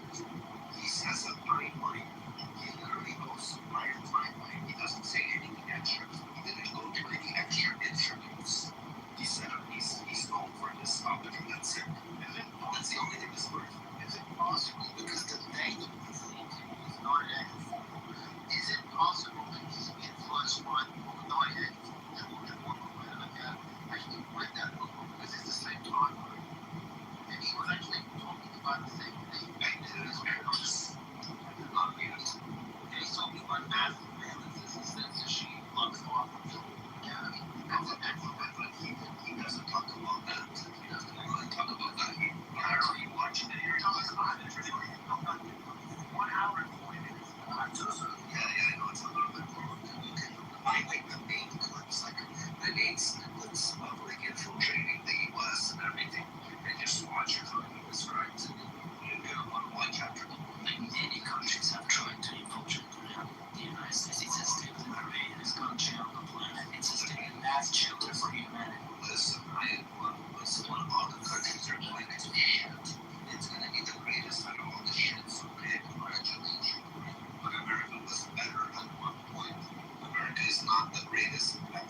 not the greatest. They were fucking like, it is still the greatest. I absolutely approach it again. We have countries. Edition Europe was better. Back in the day, Europe got destroyed. Europe is getting sent back with the immigrants right now. Okay, so when you're looking at America, they're not getting greater. They're still great, but they're still declining on their greatness as competitors. But they're declining. That really doesn't change.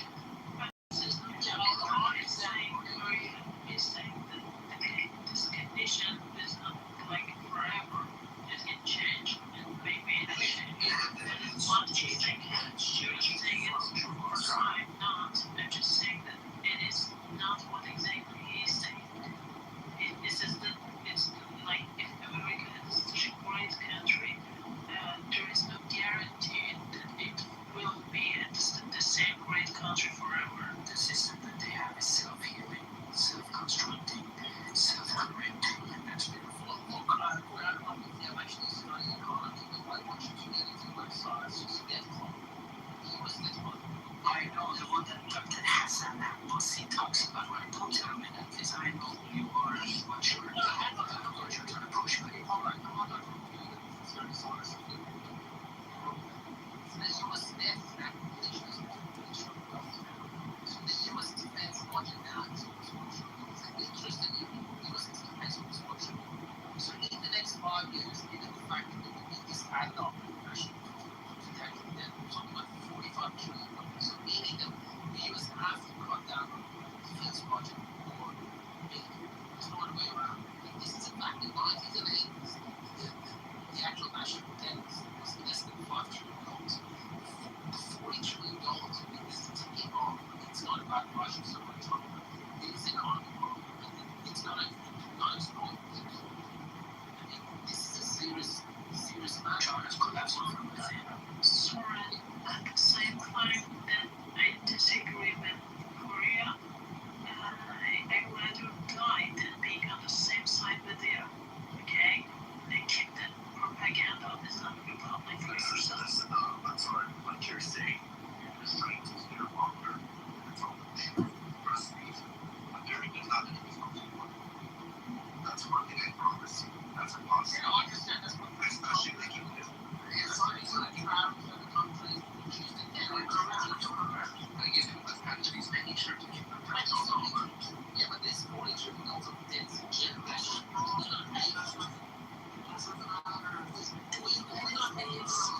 Is keeping on top of their business, and they know the threats, and they're working on it constantly, and that is what they should be doing.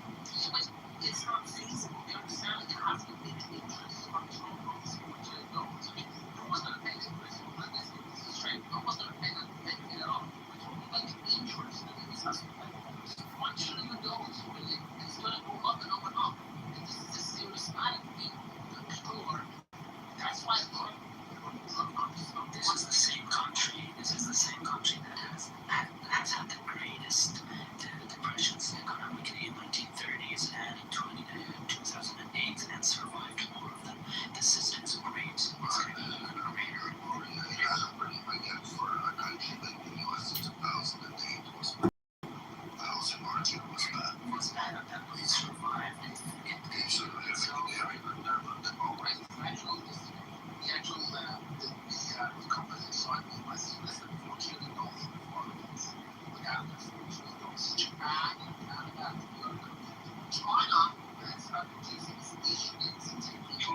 Sorry, are you only Iranian or others were saying you were pretending Iranian? Yeah, I'm from Islamic Rafi, the way you talk, it's as though I'm hearing the same narrative IRGC has.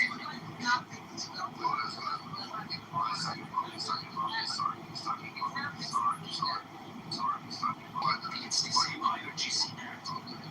What narrative that I push and what I'm saying? Anti-Americanism, I'm trying to say America's weak and stuff. What do I say? What do I say?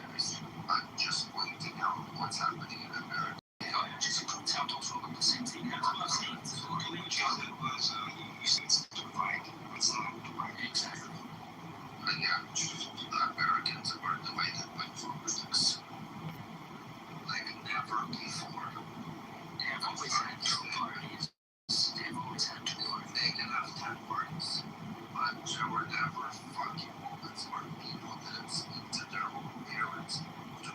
elected president. Well, that's not the numbers are very stupid, but that just shows that Americans are getting dumber. Let me tell you this: if someone is stupid, you know, what's mom, what's dad for politics, or they're gonna go at it for politics, go for the family. But we all come see, all come back. So I'm not in trouble because I'm moderating the community. But obviously, we need to become fair in America, make sure that Americans. Correct. Yes. Yes. Yes. Don't even like we're going back and forth. I'm not asking. How old do ask me? Are you like in your mid-30s or early 20s? You're in your early 20s, so you don't really remember. Again, I'm not that old myself. I'm in my mid-30s, a little bit over mid-30s. I remember America. I just proud of fucking Americans. Where you all Americans had their fucking chests out. They could literally chest out. America was, I don't know how to fucking explain it to you. Like, you hear America, you piss yourself. Everybody wanted to be either American or somehow in America. Everything, the trends, the fashions, you name it, all from America. Everything was just America, America, America. It wasn't even like European. I want to be European. Back in the day, they can say I want to be American. So anyways, America was never right. George W. Bush won. I didn't hear crying. I didn't hear people talking to people. Obama, the vision started to happen. I think under Obama, that's when all the vision started to happen. After he just started to go to shit, and when Trump won, people were fucking suicidal. People didn't want to talk to their family.